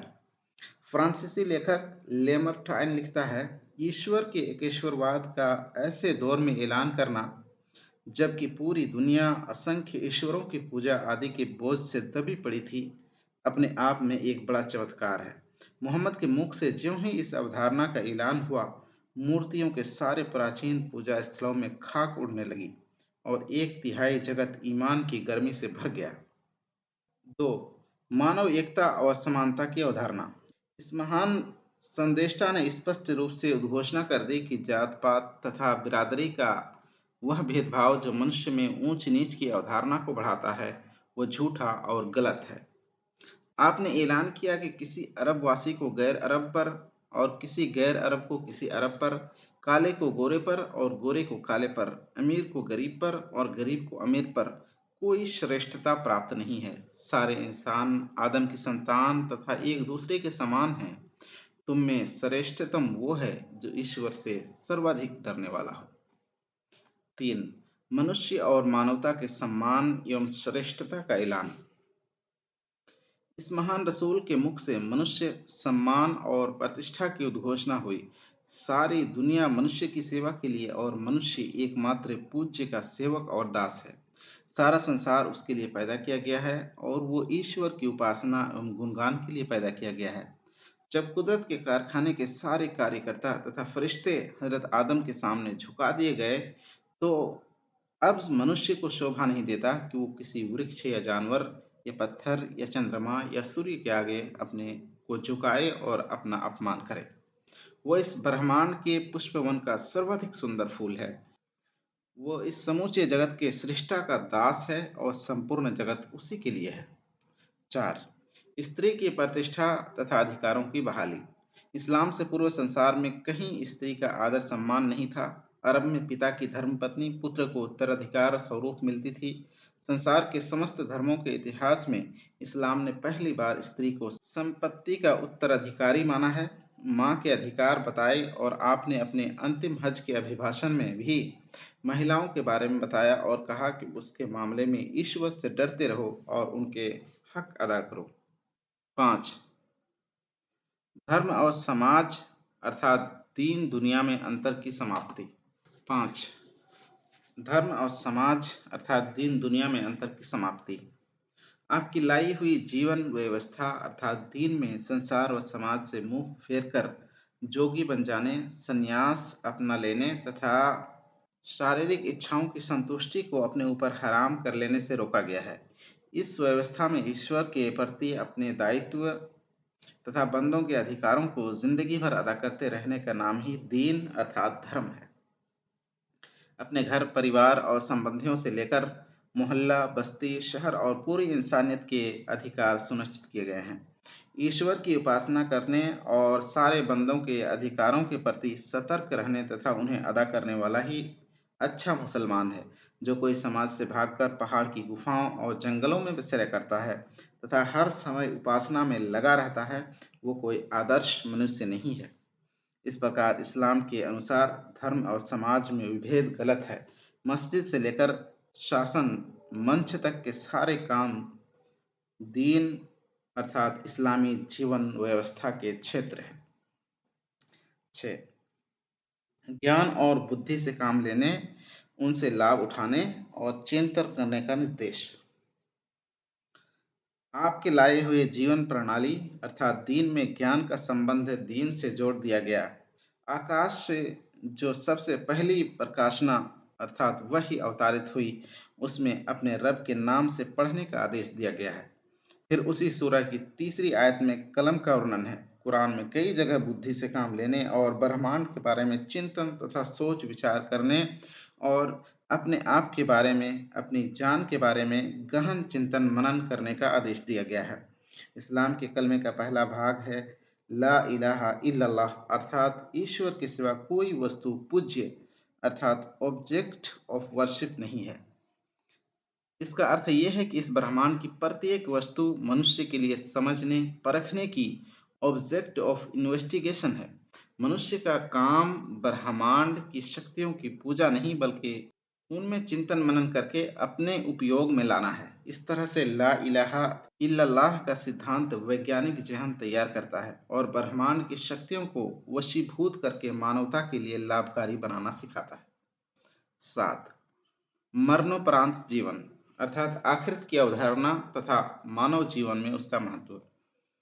आपने आखिरत अर्थात वह मरणोपरांत जीवन के सच का ऐलान किया। आप पर जो प्रकाशना अर्थात वही अवतारित होती थी, उसमें क्यामत अर्थात महाप्रलय और आखिरत के वर्णन पर बहुत जोर है। ये अवधारणा की आखिरत आने वाली है अर्थात संसार और इसके सारे प्राणियों को एक एक दिन समाप्त होना है। उसके बाद फिर सारे मनुष्य को पुनः जीवित किया जाएगा और सबका हिसाब लिया जाएगा तथा ये अवधारणा कि हिसाब लेने वाला ईश्वर सब कुछ जानता है, हर समय हर मनुष्य उसकी नज़र में है, मनुष्य को एक अधिक जिम्मेदार मनुष्य बनाता है। इस्लाम में कर्मानुसार दंड और इनाम अर्थात कर्म फल की अवधारणा बहुत ही स्पष्ट है। इसमें पुनर्जन्म, आवागमन आदि अवधारणा की कोई कल्पना नहीं, जिसमें मनुष्य को पता ही नहीं चलता कि वो पिछले जन्म के लिए पाप का दंड पा रहा है और जिसमें मनुष्य मच्छर और मक्खी तक बनता रहता है। आखिरत की अवधारणा का विश्वास प्रत्येक मनुष्य के अंदर एक पुलिस स्टेशन की स्थापना कर देता है। प्रकाश हो या अंधकार, अकेला हो या लोगों में घिरा हुआ हो, कोई देख रहा हो या ना देख रहा हो, वो गुनाह से और अपराध से बचता है, इसलिए कि उसके मन में ये विश्वास बैठ चुका है कि ईश्वर उसे देख रहा है और आखिरत की जिंदगी आने वाली है। इस पुस्तक में आए कुछ कठिन शब्दों के अर्थ। किबला, वो दिशा जिसकी ओर मुंह करके मुसलमान नमाज पढ़ते हैं। मुनाफिकीन, ऐसे लोग जो ऊपर से मुसलमान थे परंतु अंदर से इस्लाम के शत्रु थे। रिसालत, किसी मनुष्य का ईश्वर का दूत होना। ईमान, किसी बात पर पूरा विश्वास रखना। खानाए काबा, मक्का की बड़ी मस्जिद में एक कमरा जिसे हजरत इब्राहीम ने बनाया था। नमाज, दिन में 5 बार ईश्वर की पूजा करना। रोज़ा, रमज़ान के महीने में सुबह से शाम तक बिना खाए पिए रहना। ज़कात, दौलतमंदों को वर्ष में एक बार जो धन गरीबों को अनिवार्यतः देना होता है। हज, मालदारों को काबा की तीर्थ यात्रा करना। बैत, प्रतिज्ञा। मुहाजिर, ऐसे लोग जो अपना देश त्याग मोहम्मद सल्लल्लाहु अलैहि वसल्लम के साथ मदीना गए। अंसार, मदीना के वो लोग जिन्होंने मोहम्मद सल्लल्लाहु अलैहि वसल्लम की मदद की थी। कबीला, वंश, गोत्र। उम्रा, हज के अवसर के अतिरिक्त काबा का दर्शन। सहाबी मोहम्मद सल्लल्लाहु अलैहि वसल्लम के साथी।